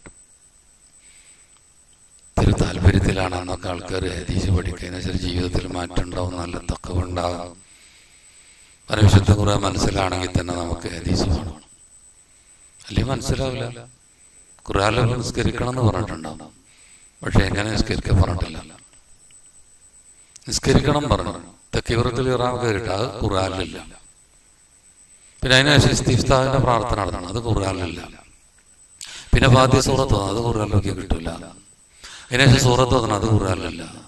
പിന്നെ റുക്കൂക്ക് പോകണമെന്നില്ല. റുക്കുവിനെ പറ്റി പറഞ്ഞിട്ടുണ്ട്, റുക്കു ഇങ്ങനെയാണ്, നമ്മളെ മുട്ടിൽ കാല് വെച്ചിട്ട് ഇങ്ങനെ നിൽക്കലാണ്, അതൊന്നും ഖുർആനിൽ കിട്ടില്ല. അതിൽ ചൊല്ലേണ്ട പ്രാർത്ഥന ഖുർആനിലില്ല. അത് കഴിഞ്ഞിട്ട് ഇത്തിദാൽക്ക് പോകണമെന്ന് ഖുർആനിലില്ല. അവിടെ സമീഅല്ലാഹു ലിമൻ ഹമിദ പറയണമെന്ന് അതുമില്ല. റബ്ബനാ ലക്കൽ ഹംദുല്ല. പിന്നെ സുജൂദിക്ക് പോകണമില്ല, ഒന്നുമില്ല ഖുർആനിൽ. നിസ്കരിക്കണം എന്ന് പറഞ്ഞു. ഈ നിസ്കാരത്തിന് ഈ കൂലിയൊക്കെ പറഞ്ഞു. ഈ ഖുർആൻ മതി എന്ന് പറഞ്ഞ ഓനെന്താ കിട്ടുക? ഒന്നും കിട്ടില്ല. അപ്പൊ ഖുർആൻ ഹദീസ് ഒരേ സ്ഥാനത്താണ് മതവിധിന്റെ വിഷയത്തിൽ. അങ്ങനെയാണ് നമ്മൾ മനസ്സിലാക്കേണ്ടത്. മതവിധി സ്വീകരിക്കുന്ന വിഷയത്തിൽ രണ്ടും തുല്യ സ്ഥാനത്ത്. സക്കാത്ത് കൊടുക്കാൻ പറഞ്ഞു, ഓരോ ഇനങ്ങളൊക്കെ ഹദീസിൽ വന്നു. ഹജ്ജ് ചെയ്യാൻ പറഞ്ഞു, അവിടെയൊക്കെ എന്താ ഹജ്ജ് ചെയ്യുമ്പോൾ നമുക്ക് ഹജ്ജിന് ഒരു പാഠമുണ്ട്, വലിയൊരു പാഠം. ഹജ്ജ് മുഴുവൻ തൗഹീദ്, അത് വേറെ പാഠമാണ്. ഒക്കെ അങ്ങനെ ഇസ്ലാം മുഴുവൻ തൗഹീദായിരിക്കും. എല്ലാം അങ്ങനെ റബ്ബുമായി ബന്ധപ്പെട്ടതാണ്. സൃഷ്ടികളോട് ചോദിക്കണമൊന്നുമില്ല, സൃഷ്ടികളുമായി ബന്ധപ്പെട്ടൊരു ദിക്റും ഒന്നുമില്ല, റബ്ബുമായി ബന്ധപ്പെട്ടതാണ്. അപ്പൊ ഹജ്ജിന് പോകുമ്പോൾ ആൾക്കാർ ഇഹ്റാമിൽ പ്രവേശിച്ചു. അതെന്തിനാന്ന് ആരും ചെയ്യൂല, ഒന്നും ചെയ്യൂല, അതങ്ങനെ തന്നെയാണ് ചെയ്യും. അത് കഴിയുമ്പോഴാണ് പിന്നെ ലബ്ബൈക്ക് അല്ലാഹുമ്മ ലബ്ബൈക്ക് കഴിഞ്ഞിട്ട് വസ്ത്രം ധരിക്കും. തവാഫ് ചെയ്യുമ്പോൾ 2 വസ്ത്രം ധരിക്കും, അടിവസ്ത്രങ്ങളൊന്നും പറ്റൂല, 2 വസ്ത്രം. അതെന്തിനാന്ന് ചെയ്യൂല. അന്ന് നബി അങ്ങനെ പറഞ്ഞത് തന്നെ. അത് വലിയൊരു പാടാണല്ലോ. അവിടെയൊക്കെ അങ്ങനെ തന്നെ അംഗീകരിക്കുന്നുണ്ട്, വേറെ ഒന്നുമില്ല. അത് നബി അങ്ങനെ പറഞ്ഞു, അങ്ങനെ കാണിച്ചു തന്നെ, അങ്ങനെ തന്നെ. പിന്നെ തവാഫ് ചെയ്യുമ്പോൾ 7 വട്ടം ഹജറുൽ അസ്വദിന്റെ അടുത്ത് മുത്താൻ പറ്റിയ ആട് ചുംബിക്കുക. അതെന്താ? അത് നബി പറഞ്ഞു, വേറെ ഒന്നുമില്ല. വേറെ എന്തായിരിക്കും ആർക്കറിയാം? നബി അങ്ങനെ പറഞ്ഞത് അങ്ങനെ തന്നെ നമ്മൾ വേണ്ടത്. ഹിക്മത്തൊക്കെ ഉണ്ടാവും, പക്ഷെ നമുക്കറിയില്ല. അതുണ്ടോ നമ്മൾ നോക്കേണ്ട കാര്യമില്ല. ഇനി അഥവാ അവിടെ ചുംബിക്കാൻ കഴിയില്ല, ഇങ്ങനെ കൈകൊണ്ട് ആങ്ങണം. അത് എന്തിനാ? ജീവല്ലാത്തൊരു നേരം ഇങ്ങനെ ആംഗ്യം കാണിക്കണം. മനുഷ്യന്മാരോടൊക്കെ അല്ലേ കാണിക്കൽ എന്നാരും ചിന്തിക്കലുണ്ട്? ആരും ചിന്തിക്കൂല. കാരണം തവാഫ് തുടങ്ങുമ്പോൾ അങ്ങനെ വേണം. എന്നിട്ട് 7 വട്ടം തവാഫ് ചെയ്യുമ്പോൾ ആദ്യത്തെ 3 ഇങ്ങനെ കുറച്ച് ഓടണം. അതെന്തിനാ? കൃത്യമായിട്ട് നമുക്കൊന്നും അറിയില്ല. പണ്ടേ ചെറിയ ഹിക്മത്തുണ്ടായിരുന്നു, പിന്നെ പിൽക്കാലത്ത് അതിന് ഹിക്മത്തില്ല. അത് പിന്നെ എന്തിനാ? അതൊന്നും ചെയ്യൂല. അങ്ങനെ ചെയ്യാം. പിന്നെ സംസം വെള്ളം കുടിക്കല്, മഖാമ ഇബ്രാഹിം നിസ്കരിക്കല്, again സഫാ മറോക്കടിയിൽ പിന്നെ ഓടുക. ഇതൊക്കെ എന്തിനാ? 2 മലക്കടിയിൽ അങ്ങോട്ട് കൊണ്ട് നടക്കുക 7 വട്ടം. അത് ചെയ്യേണ്ടത് എന്തിനാ? ഒന്നും ചെയ്യൂല. അത് അങ്ങനെ തന്നെ വലിയൊരു സന്ദേശമാണ്. സമീനാവാത്തതിൻ്റെ സന്ദേശമാണ്. അത് കഴിഞ്ഞാൽ അതിങ്ങനെ തുടരണം നമ്മൾ. അത് കഴിഞ്ഞാൽ ബാക്കി അച്ഛൻ്റെ ഒക്കെ അങ്ങനെ തന്നെ കേട്ടോ. എല്ലാം റഫേൽ നിൽക്കലും മിനയിൽ നിൽക്കലും കല്ല് കയറും ജമ്പറിൽ കയറും ഒക്കെ നബിയാണ് പറഞ്ഞു. അത് തന്നെ ഇതെല്ലായിടത്തും ബാധകമാണ്. ഹിക്മത്ത് അറിഞ്ഞാലും ഇല്ലെങ്കിലും എന്താണോ റബ്ബ് പറഞ്ഞത്, റബ്ബ് പറഞ്ഞ തന്നെയാണ് ഖുർആൻ ഹദീസിലൊക്കെ ഉള്ളത്. ഉടനെ സ്വീകരിക്കുക. ഇപ്പൊ യജ്ഞനെ പറ്റി പറഞ്ഞപ്പോൾ ഞാൻ പറയാം, ഇബ്രാഹിം നബിയോട് മകനെ അറുക്കണം എന്നാണ്. എന്തിനാ ചോദിക്കണില്ല. എന്നാ ശരി, അറുക്കാൻ തയ്യാറാണ്. എന്താ വലിയ ഹിക്മത്ത്? അതൊന്നും നോക്കണില്ല. വലിയ ഹിക്മത്ത് ഉണ്ടാവും, വലിയ ഹിക്മത്ത് ഉണ്ടാവും. എന്നിട്ട് മകനെ വിളിച്ചു. മകനെ വിളിച്ചിട്ട് ചെറിയ കുട്ടിയാണ്. പിന്നെ ഞാൻ അറുക്കാൻ പറഞ്ഞിട്ടുണ്ട്. ആ കുട്ടി എന്തിനാ? അത് പേടിക്കൊന്നുമില്ല. കുട്ടി കടന്നു കൊടുക്കണം നടത്തുള്ളി പറഞ്ഞിട്ട്. ഇതെന്താ അത്ഭുതം? കാരണം പഠിച്ചോ പറഞ്ഞതല്ലേ. ഞാൻ അമ്പിയാക്കളുടെ ചരിത്ര അത്ഭുതം. എന്താണ് അള്ള പറഞ്ഞത്? സമീനാവാത്തത്. നിങ്ങൾ പ്രശ്നമല്ല, അർത്ഥമുള്ള കണ്ണുമ്പി കടന്നു കൊടുക്കുകയാണ്. അപ്പൊ അതിന്റെ ഹിക്മത്തെന്ന് അദ്ദേഹത്തിന് അറിയില്ല. ഇസ്മായിൽ നബിക്ക് അറിയാം ഹിക്മത്ത്. പക്ഷേ ഭയങ്കര ഹിക്മത്തുണ്ട്. അത് അപ്പൊ ഇസ്മായിൽ നബിക്ക് അറിയില്ല. എന്താ ഹിക്മത്ത്? പിൽക്കാലത്ത് ഖിയാമത്ത് നാൾ വരെ ജനങ്ങൾ അറവ് നടത്തും. എൻ്റെ ഈ കടന്നു കൊടുക്കൽ അതിനെ ഓർത്തുകൊണ്ട് അതിൻ്റെ ഭാഗമായിട്ട് കിടന്ന്. അതുപോലെ എന്ത് സംഭവിക്കും? എല്ലാ ബലി പെരുന്നാൾക്കും ജനങ്ങൾ അവരുടെ നാട്ടിൽ നിന്ന് ഉദയത്തിറക്കും. ഇത്ര വലിയൊരു കാര്യമാണ്. ഞാൻ എന്നിലൂടെ അവിടെ നടപ്പിലാക്കണമെന്ന് ഹിക്മത്തൊന്നും അദ്ദേഹത്തിന് അറിയില്ല. എല്ലാത്തിനും ഹിക്മത്തുണ്ട്, പക്ഷെ നമുക്കറിയില്ല. അതറിയാൻ കാത്തുക്കലല്ല, സമീനാവത്തേന പറയലാണ്. അതുപോലെ ആജറാബീനോട് പറഞ്ഞു. ആജറാബീനെ ഇബ്രാഹിം നബി അവിടെ മരുഭൂമി കൊണ്ടയാക്കി. എന്നിട്ട് ഭക്ഷണമൊന്നുമില്ല, ആകെ 2 ഹുബ്സുണ്ട്, പിന്നെ ഒരു തോൽപാത്രത്തിൽ വെള്ളമുണ്ട്. അവിടെയാണ് മനുഷ്യന്മാരില്ല. പക്ഷികളൊക്കെ വരണമെങ്കിൽ വെള്ളം വേണം. അതുമില്ല, ഒന്നുമില്ല. അപ്പൊ ഇബ്രാഹിം നബി പോകുമ്പോൾ ചോദിക്കുകയാണ്, ഇത് അള്ളാ പറഞ്ഞതാണ് ഇവിടെ? അതെ, എന്നാ പോയിക്കോളി, ഒരു പ്രശ്നമില്ല. പഠിച്ചാൽ പറഞ്ഞല്ലേ, നിങ്ങൾ പോയിക്കോളി. എന്താ അതിന് ഹിക്മത്തൊന്നും അറിയില്ല. പക്ഷേ അതിന് ഹിക്മത്തുണ്ടായിരുന്നു. അവർക്കറിയില്ല എന്താ ഹിക്മത്ത്. പിൽക്കാലത്ത് പെണ്ണുങ്ങൾക്കുള്ള സ്ഥാനം ഇസ്ലാമിൽ. ഇനി അതിനുശേഷം ഹജ്ജ് ചെയ്യുന്നവരൊക്കെ, ഞാൻ കുട്ടിക്ക് വേണ്ടി വെള്ളത്തിനോടിയ ആ കാര്യം, സഫാ മറോക്കുള്ള ഓട്ടം അവരോടണം. ലക്ഷക്കണക്കിന് കോടിക്കണക്കിന് ആൾക്കാർ എന്റെ ചരിത്രം ഓർക്കാൻ വേണ്ടി അവളുണ്ടാക്കിയതാണ്. ആജറാബിന്റെ ഒരു കാര്യമാണ് പറഞ്ഞിട്ടില്ല. ഞാൻ ചുരുക്കി പറഞ്ഞാല് ഖുർആനും സുന്നത്തും വഹയാണ്. എന്നാൽ ഖുർആൻ സുന്നത്തും വ്യത്യാസമുണ്ട്. എന്നാൽ മതവിധികൾ സ്വീകരിക്കുന്ന വിഷയത്തിൽ രണ്ടും തുല്യമാണ്. ഖുർആൻ സുന്നത്ത് നമ്മൾ അങ്ങേറ്റം സ്നേഹിക്കണം. ഏറ്റവും കൂടുതൽ നമ്മൾ ഇഷ്ടപ്പെടേണ്ട വിശുദ്ധ ഖുർആൻ സുന്നത്തുമാണ്. ഇഷ്ടമുണ്ടെന്ന് പറഞ്ഞാൽ പോരാ, അപ്പം അത് പഠിക്കണം. അത് ഇരുന്ന് സ്വസ്ഥമായിട്ട് ഇങ്ങനെ പഠിക്കണം. ഒരു ഹദീസ് പഠിക്കണതിന് വലിയ കൂലിയാണ്. അപ്പോൾ കുറേ പഠിക്കണതോ ഒരു ഹദീസിന് വേണ്ടിയൊക്കെയാണ് രാത്രികൾ ദിവസങ്ങൾ യാത്ര ചെയ്യണം. ഒരു ഹദീസിന് വേണ്ടിയൊക്കെ. അപ്പം പിന്നെ കുറേ ഹദീസ് നമ്മുടെ മുമ്പിലുണ്ട്. ഒരുപാട് കഷ്ടപ്പെട്ടിട്ട് ഒരു പൂർവികർ കല്ലും നെല്ലും വേർതിരിച്ച് നമ്മുടെ മുമ്പിൽ കൊണ്ടുവന്ന ഹദീസുകളുണ്ട്, കണ്ടമാനം. അപ്പം അത് നമ്മൾ ശരിക്ക് താല്പര്യത്തോടു കൂടി പഠിക്കുക. നമ്മൾ പഠിക്കുമ്പോൾ നമ്മുടെ ബാക്കിയുള്ള വീട്ടുകാർക്കൊക്കെ താല്പര്യം ഉണ്ടാവുള്ളൂ. നമുക്ക് നമ്മുടെ മക്കൾ പഠിക്കണം എന്നുണ്ടാവും. പക്ഷേ അവർ രക്ഷിതാക്കളെ നോക്കും. അവരെ മാതൃക അമ്മയും ബാപ്പയും ഇവർക്ക് താല്പര്യം ഉണ്ടോ നോക്കും. അതുണ്ടെങ്കിൽ ആ വീട്ടിൽ നല്ല അന്തരീക്ഷം ഉണ്ടാവും. മാതാപിതാക്കൾ ഉണ്ടെങ്കിൽ മക്കൾക്ക് അത് പകർന്നു കിട്ടും. മക്കൾക്ക് വേണ്ടി പ്രാർത്ഥിച്ചാൽ അള്ളാഹു സ്വീകരിക്കുന്നതാണ്. മാതാപിതാക്കൾ നന്നായാലും മക്കളും നന്നാവുന്നതാണ്. അപ്പോൾ നമ്മളൊക്കെ എന്ത് ചെയ്യണം? നമ്മൾ നന്നാകുമ്പോൾ അതിൻ്റെ ഗുണം മക്കൾക്ക് കിട്ടും, നമ്മളെ ബന്ധപ്പെട്ടവർക്ക് കിട്ടും. സൂറത്ത് കഹ്ഫിലുണ്ടല്ലോ, ഖിദർ നബിൻ്റെ കഥ പറയുന്നുണ്ടല്ലോ. മൂസാ നബി ഖിദർ നബി ഇങ്ങനെ പോകുമ്പോൾ അതിൽ ഒന്നെന്തായിരുന്നു? ഒരു മതിൽ തകർന്ന് നിൽക്കുമ്പോൾ അത് നന്നാക്കുകയാണ് ഖിദർ നബി. അതിങ്ങനെ നന്നാക്കുകയാണ് ഖിദർ നബി. അപ്പോൾ മൂസാ നബി ചോദിച്ചോട് ഭക്ഷണം ചോദിച്ചിട്ട് തന്നിട്ടില്ല. അപ്പോൾ എന്തിനാണ് ഇത് നന്നായി കൊടുക്കണമെന്ന് ചോദിച്ചു. അവർ ഞാൻ പറയണമെന്നും എതിർക്കാൻ പാടില്ല പറഞ്ഞിരുന്നു. ഇനി നമ്മൾ യാത്ര അല്ല എന്നാണ് മൂന്നാമത്തെ വിഷയം. അപ്പോൾ അവസാനം പറഞ്ഞു കൊടുക്കുകയാണ്. എന്തിനാന്ന് വെച്ചാൽ അത് എത്തിയും കുട്ടികളുടെ നീതി അതിൻ്റെ ചുവട്ടിലുണ്ടായിരുന്നു. മതിൽ പോയാൽ നീതി പുറത്താവും, ആ കുട്ടികൾക്ക് നഷ്ടമാവും. അതുകൊണ്ട് നമ്മൾ എന്ത് ചെയ്യണം? മൂടി വെക്കാൻ വേണ്ടിയാണ് ഈ മതിലുണ്ടാക്കിയത്. അതിന് അദ്ദേഹം പറഞ്ഞു വക്കാൻ അബൂഹുമ സോല, എത്തിയും കുട്ടികളുടെ വാപ്പ നല്ല ആളായിരുന്നു. കണ്ടോ? ആ വാപ്പ നന്നായപ്പോൾ ആ വാപ്പ പറഞ്ഞ 10ാമത്തെ വാപ്പ എന്നൊക്കെ പറഞ്ഞു, വല്യാപ്പ കുറേ കഴിഞ്ഞിട്ട് നമ്മൾ നന്നായതിൻ്റെ ഗുണം നമ്മുടെ മക്കളിലേക്ക് എത്തുന്നാണ് പറയുന്നത്. നമ്മുടെ പ്രാർത്ഥന ചെയ്യരുത്, നമ്മൾ നന്നാകുക. നമുക്ക് എന്തെല്ലാം നന്നാവണ്ടേ? നമ്മളിനി എത്ര പഠിച്ചാലും മരിക്കണവരെ പഠിച്ചാലും പഠനം തീരൊന്നുമില്ല, അതിൽ സംശയമൊന്നുമില്ല, ഇവിടെ എത്തൂല. പഠിക്കുന്തോറും നമ്മൾ പഠിക്കാത്തതിൻ്റെ വിവരം ഇങ്ങനെ അറിഞ്ഞുകൊണ്ടിരിക്കും. ജഹല് ഒന്നും പഠിക്കാതെ, അതൊക്കെ ഞാൻ പണ്ട് കേട്ടതാണ്. ഞാൻ പണ്ട് മുതലേ ചില ഹദീസൊക്കെ പറഞ്ഞു കേൾക്കുമ്പോഴേ ഇവര് കുറച്ച് പുതിയ ഹദീസ് വെച്ചൊക്കെ വരുന്നുണ്ട്. ഞാൻ പണ്ട് ചെയ്ത പോലെ പ്രസംഗം കിട്ടണം, അതിലൊന്നുമില്ല എന്നൊക്കെ പറയും. വാസ്തവത്തിൽ നമ്മൾ കേൾക്കാത്ത കുറേ ഉണ്ടാവും, ഒരുപാടുണ്ടാവും. അപ്പം ഇതൊക്കെ കേൾക്കുമ്പോൾ നമുക്ക് തഖ്വ കൂടുമ്പോൾ നബിയെ പറ്റി സ്നേഹം കൊടുക്കും, ഭയങ്കര ഇഷ്ടം കൊടുക്കും. ഹദീസ് കേൾക്കുന്തോറും നബിയോട് ഇഷ്ടം കൊടുക്കും.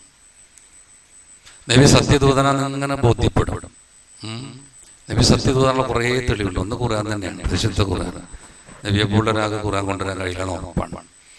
പിന്നെ വേറൊന്ന് നബിൻ്റെ തന്നെ ചില പ്രാർത്ഥനകളും കാര്യങ്ങളൊക്കെ നബിൻ്റെ തന്നെ. ഉദാഹരണത്തിന് പിന്നെ ഒരാൾ വന്നിട്ട് പള്ളിയിൽ നബി ഖുത്ബ വന്നിട്ട് പറയാണ്, നബിയെ മഴയല്ല, ആകെ പ്രശ്നമാണ്, കന്നുകാലികളെ ചത്തൊടുങ്ങുന്നുണ്ട്, കൃഷിയൊക്കെ ഉണങ്ങി പോകുന്നുണ്ട്, നിങ്ങളൊന്ന് പ്രാർത്ഥിക്കണം എന്നാണ്.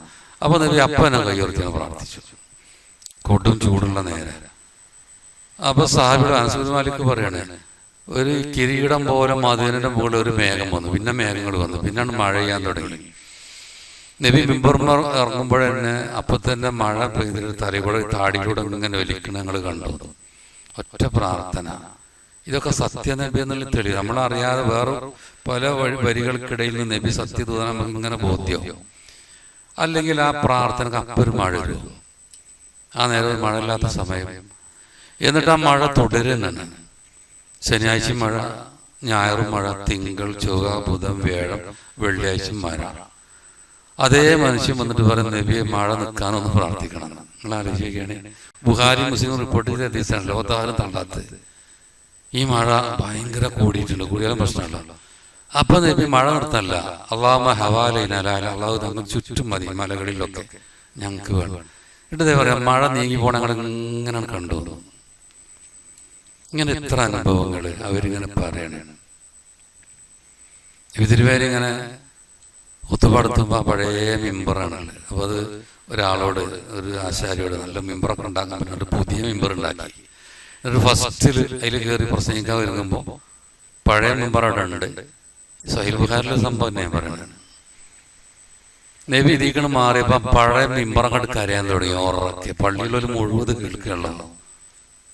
അപ്പോൾ നബീനെ ഇറങ്ങിയിട്ട് അതിനെ ചേർത്തി പിടിച്ചപ്പോൾ ഒരു കുട്ടികളിങ്ങനെ കരഞ്ഞിട്ട് നമ്മൾ സ്നേഹത്തോടു കൂടി ചേർത്ത് പിടിച്ചാൽ പതുക്കെ പതുക്കെ കരച്ചിൽ നിൽക്കുന്നത് പോലെ അങ്ങ് നിന്നുപോയി. ഇമാം ഷാഫി അതിനെ പറ്റി പറഞ്ഞു, മൂസാ നബിക്കും ഒക്കെ കിട്ടിയതിനേക്കാൾ വലിയ മോചത്താണ് മുഹമ്മദ് നബി കിട്ടിയത്. അപ്പോൾ ഒരാൾ ചോദിച്ചു, മരിച്ചവരെ ജീവിച്ചിട്ടില്ലേ ഈസാ നബിക്ക് അതിലും വലിയ കിട്ടിയില്ലേ?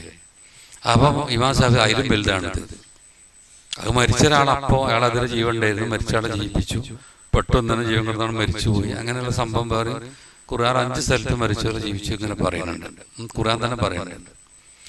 എന്നാൽ ഇത് അചേതന വസ്തുവാണ് ഇങ്ങനെ കരയണത്, അതിലും വലുതാണ് അചേതന വസ്തുവിന്റെ കരച്ചിൽ.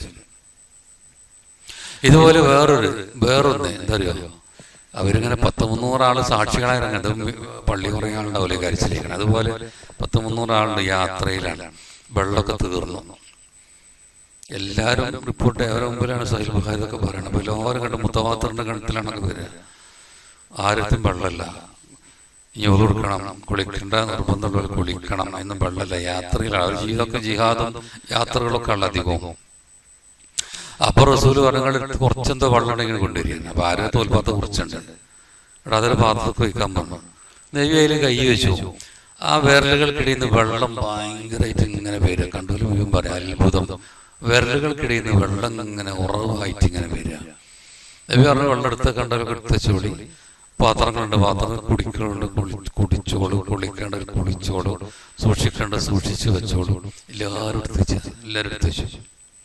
ഇതിനെപ്പറ്റി ഇതേപോലെ ഷാഫിയെ പോലെ വലിയൊരു ഇമാം പറഞ്ഞാലോ, ഇത് മൂസാ നബി കിട്ടിയ മോചത്തിനേക്കാൾ വലുതാണ്. ഇപ്പൊ മൂസാ നബിക്ക് ഇപ്പോ പാറമടിച്ചപ്പം വെള്ളം വന്നില്ലേ, പാറമടിച്ചപ്പം വൈദ്യസ്തസ്കാ മൂസ എന്നിട്ട് മൂസാ നബിയോട് ജനങ്ങൾ വെള്ളം വേണമെന്നാണ്. ഫഖുലിനൊന്നൊരു പ്യാസാക്കല്ല, നിങ്ങൾ എന്ത് ചെയ്തോളി, ആ പാറ മടിച്ചോളി അറിയാം. അപ്പൊ 12 ഉറവുകൾ പാറൻ്റെ ഉള്ളിൽ നിന്ന് വെള്ളം ഇങ്ങനെ വരും. അത്ഭുതമാണൊക്കെ, ഭയങ്കര അത്ഭുതം. മോചിതത്ത് ആരും കയ്യിലൊക്കെ കള്ള കൊടുക്കണാണ്. പക്ഷെ പണ്ഡിതന്മാർ അതിലും വലുതാണ്. അത് പാറിനുള്ളിൽ നിന്ന് വെള്ളം വരാം. അപ്പൊ നമുക്കും കോഴകളൊക്കെ തുമ്പം കാണാം, പാറിനുള്ളിൽ നിന്ന് വെള്ളം വരുന്നത്. ചില വയറുകളൊക്കെ ഉണ്ടാവും, അങ്ങനെയൊക്കെ ഉണ്ടാകുന്നതല്ല ചിലപ്പോൾ. വിശുദ്ധ ഖുർആൻ തന്നെ പറയണം, സുമ്മ ഖസത് ഖുലൂബുക്കും, പിന്നെ നിങ്ങളെ ഹൃദയം കടുത്തു പോയി, ഫയ്യക്കലിജാറ പാറ പോലെ, അശദ്ദ ഖസവലേനേക്കാൾ അപ്പുറം പാറ പറഞ്ഞാൽ പോലെ അതിൻ്റെ അപ്പുറമാണ്. എന്നാൽ വൈന്ന മിനൽ ഹിജാറത്ത്, ചില പാറകൾ ലമ യതഫജ്ജറു മിൻഹു ലനാർ, പാറയിൽ നിന്ന് നെഹറുകൾ വരുന്നതാണ് ഖുർആൻ തന്നെ പറയാം. ചില പാറയിൽ നിന്ന് വെള്ളം വരും. എന്നാൽ മനുഷ്യന്റെ ബെരലുമെന്ന് വെള്ളം വരും കേട്ടിട്ടുണ്ടോ? അപ്പൊ മൂസാ നബി കിട്ടിയ അതിലും വലുതാണ് മുഹമ്മദ് നബിക്ക്. ഏത് നബിക്ക് കിട്ടിയ ഏറ്റവും വലിയ മുഅ്ജിസത്ത് വിശുദ്ധ ഖുർആൻ. അതല്ലാതെ തന്നെ ആയിരക്കണക്കിന് മുഅ്ജിസത്തുകളുണ്ട്. അതിനെ എടുത്തു നോക്കിയാൽ മുമ്പുള്ള നബിമാർ കിട്ടിയതിന് മുകളിൽ കിടക്കുന്ന പണ്ഡിതന്മാർ വിശദീകരിക്കണം. ഇങ്ങനെ എത്ര ഉണ്ട്, ആയിരക്കണക്കിന് എത്ര പറയണ്ടാവും. അപ്പൊ നമുക്ക് ഇങ്ങനെ വർദ്ധിച്ചു കൊണ്ടിരിക്കും. വീണ്ടും വീണ്ടും നബിനെ കാണാനൊക്കെ ഉള്ള പൂതി ഇങ്ങനെ വരും. ആ റസൂലിനെ കണ്ട്, റസൂലിനെ കൈ കൊടുത്തെങ്കിൽ, റസൂലിനെ തൊടാൻ പറ്റിയെങ്കിൽ. കാരണം അങ്ങനെ സഹാബികളൊക്കെ എത്ര ബഹുമാനത്തിൽ ആദരവിലും നബിനെ കണ്ടിരുന്നത്.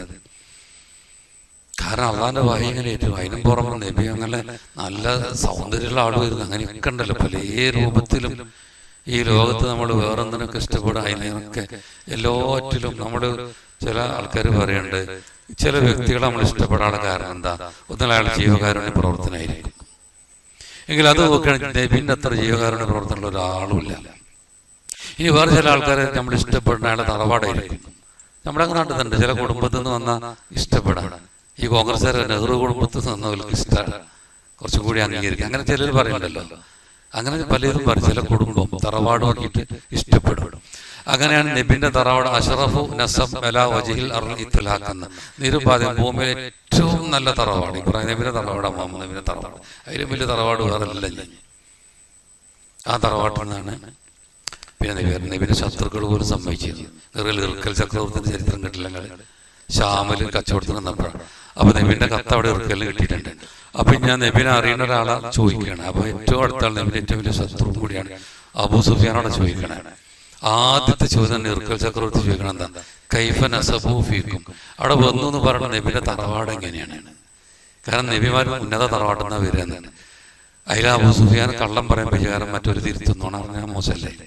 അപ്പൊ പറയും ഇതിനകത്ത് നല്ല തറവാടുള്ള ആൾ തന്നെയാണ്, ഉന്നത തറവാട്ടം തന്നെയാണ് വന്നത്. പിന്നെ ചോദിക്കണൊക്കെ സത്യം പറഞ്ഞു. അപ്പൊ ഒരാളെ തറവാട് നോക്കിയിട്ടാണ് നമ്മളൊരാൾ ഇഷ്ടപ്പെടുന്നത്. നബിന്റെ അത്ര വലിയ തറവാടുള്ള ഒരാളുമില്ല. നിങ്ങൾ ഓരോന്നെടുത്ത് നോക്കി ഏത് പറഞ്ഞാലും. ഹസ്സാൻ ഇബ്നു സാബിത് നബിന്റെ കവിയാണ്. അദ്ദേഹത്തിന് പറയാം, ചില ആൾക്കാർ സൗന്ദര്യം കണ്ടിട്ട് ആകർഷകരാകും. അദ്ദേഹം പറയാം, നിങ്ങളെക്കാൾ സൗന്ദര്യമുള്ള ഒരു മനുഷ്യനെ എന്റെ കണ്ണെന്ന് വരെ കണ്ടിട്ടില്ല. വാസനം കലന്തലിതൻ നിസാവും, നിങ്ങളെക്കാൾ നല്ല ഒരാളെ ഒരു പെണ്ണും ഇതുവരെ പ്രസവിച്ചിട്ടില്ല, അല്ലെങ്കിൽ പ്രസവിക്കൂല.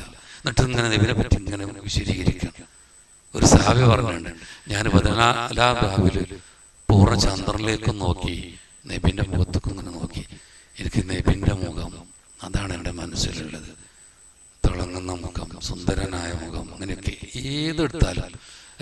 ചെറുക്കെ പറഞ്ഞു യൂസുഫ് നബിയേക്കാൾ സൗന്ദര്യമുള്ള ചർച്ച ഉണ്ട്. യൂസുഫ് നബിയാണ് ഏറ്റവും സൗന്ദര്യമുള്ള, മുഹമ്മദ് നബിയാണ്. ചിലർ പറഞ്ഞു യൂസുഫ് നബിയാണ്. നല്ല സൗന്ദര്യമുള്ള ആളാണ്, സംശയമില്ലല്ലോ. പക്ഷെ ഇബ്നു ഹജർ അവസാനം ഒക്കെ ചർച്ച ചെയ്തിട്ട് രണ്ടുകൂട്ടരും തെളിവ് ബലാബലൊക്കെ നോക്കിയിട്ട് അവസാനം ഹാഫിദ് ഇബ്നു ഹജർ അസ്ഖലാനി മുഹമ്മദ് നബിയാണ് ലോകത്തിലെ ഏറ്റവും വലിയ സുന്ദരൻ എന്ന് അദ്ദേഹം തെളിയിക്കുന്നുണ്ട്. ഞാൻ പറഞ്ഞു ഏത് മേഖല എടുത്താലും ചിലരെ പറ്റി നമ്മൾ ഗുണം പറയും, പിന്നെ ഒന്ന് ദോഷം പറയും. അയാൾ നല്ലൊരു സാറാണ്, പക്ഷെ അയാൾ പിശുക്കനാണ്, അല്ലെങ്കിൽ അയാൾ അതിൽ പക്ഷെ അയാൾ അശ്രദ്ധനാണ്, അങ്ങനെ പറയും. എന്നാൽ മുഹമ്മദ് നബിയെ പറ്റി ലോകത്ത് എന്തൊക്കെ ഗുണങ്ങൾ ആരെ പറ്റിയൊക്കെ പറഞ്ഞോ ആ ഗുണങ്ങൾ മുഴുവനും സമ്മേളിച്ചൊരു വ്യക്തിയാണ് മുഹമ്മദ് മുസ്തഫ സല്ലല്ലാഹു അലൈഹി വസല്ലം. അതൊക്കെ ഇത് വായിക്കുമ്പോഴും പഠിക്കുമ്പോഴും ഓരോ മേഖല നമുക്ക് സ്വയം പറഞ്ഞു തന്നിട്ടില്ലെങ്കിലും ചിലപ്പോൾ നമുക്ക് തന്നെ ഓരോ ഹദീസിന്റെ വരികൾക്കുള്ളിൽ നിന്ന് ഓരോന്നൊക്കെ വായിച്ച് മനസ്സിലാക്കാനൊക്കെ ഇങ്ങനെ കഴിയും. അതിന് സ്വസ്ഥമായി ഇഖ്ലാസോടുകൂടി ആത്മാർത്ഥമായി പഠിക്കണം എന്ന് വിചാരിച്ചിട്ട് ഒരുങ്ങിയാൽ നന്നാവും. മടുക്കരുത്. തുടക്കമൊക്കെ ചില ക്ലാസ് കുറേ ആൾക്കാർ ഇങ്ങനെ വരും, പിന്നെ ഇങ്ങനെ മുങ്ങും ആൾക്കാർ. എന്താ വെച്ചാൽ ഒരു മടി. ഇതൊക്കെ പറഞ്ഞാൽ ഈ ഖുർആൻ ലേണിങ് ഹദീസ് ലേണിങ് ഒക്കെ നമ്മൾ നല്ല താല്പര്യം പഠിക്കണം. കാരണം ആകെ കുറച്ച് ആഴ്ചയിൽ കുറച്ച് സമയമൊക്കെ നമുക്ക് കിട്ടണുള്ളൂ. എത്ര വിലയേറിയ കാര്യങ്ങൾ നമ്മൾ പഠിക്കണം അറിയാം. അപ്പം നമ്മൾ വിചാരിക്കണം 10,000 കിലോമീറ്റർ സഞ്ചരിച്ചിട്ടുണ്ട് ഹദീസുകൾക്ക് വേണ്ടിയിട്ട്. അങ്ങനെയൊക്കെ ആ മുമ്പുള്ള ആൾക്കാർ ചെയ്തിട്ട് നമ്മുടെ മുമ്പിൽ കല്ലും നെല്ലും വേർതിരിച്ച് കൊണ്ടുവച്ചിട്ട് അതൊന്ന് വായിച്ച് പഠിക്കാൻ നമുക്ക് താല്പര്യമില്ലെങ്കിൽ എന്ന് നമ്മൾ ആലോചിച്ചിട്ട് നമ്മൾ ശ്രദ്ധിക്കാം. തൽക്കാലം ചില കാര്യങ്ങൾ ഓർമ്മ വന്നിങ്ങനെ സംസാരിച്ചതാണ്. അള്ളാഹു അവന് ഇഷ്ടപ്പെട്ട ഏറ്റവും നല്ലവരുടെ കൂട്ടത്തിൽ നമ്മൾക്ക് ഉൾപ്പെടുത്തുമാറാട്ടെ. നബി സല്ലല്ലാഹു അലൈഹി വസല്ലമിന്റെ കൂടെ സ്വർഗത്തിൽ കഴിയാനുള്ള തൗഫീഖ് നമുക്കുള്ള പ്രദാനം ചെയ്യുമാറാവട്ടെ. റബ്ബനാ ആതിനാ ഫിദ്ദുനിയ ഹസന വഫിൽ ആഖിറതി ഹസനത വഖിനാ അദാബന്നാർ. വസല്ലല്ലാഹു അലൈഹി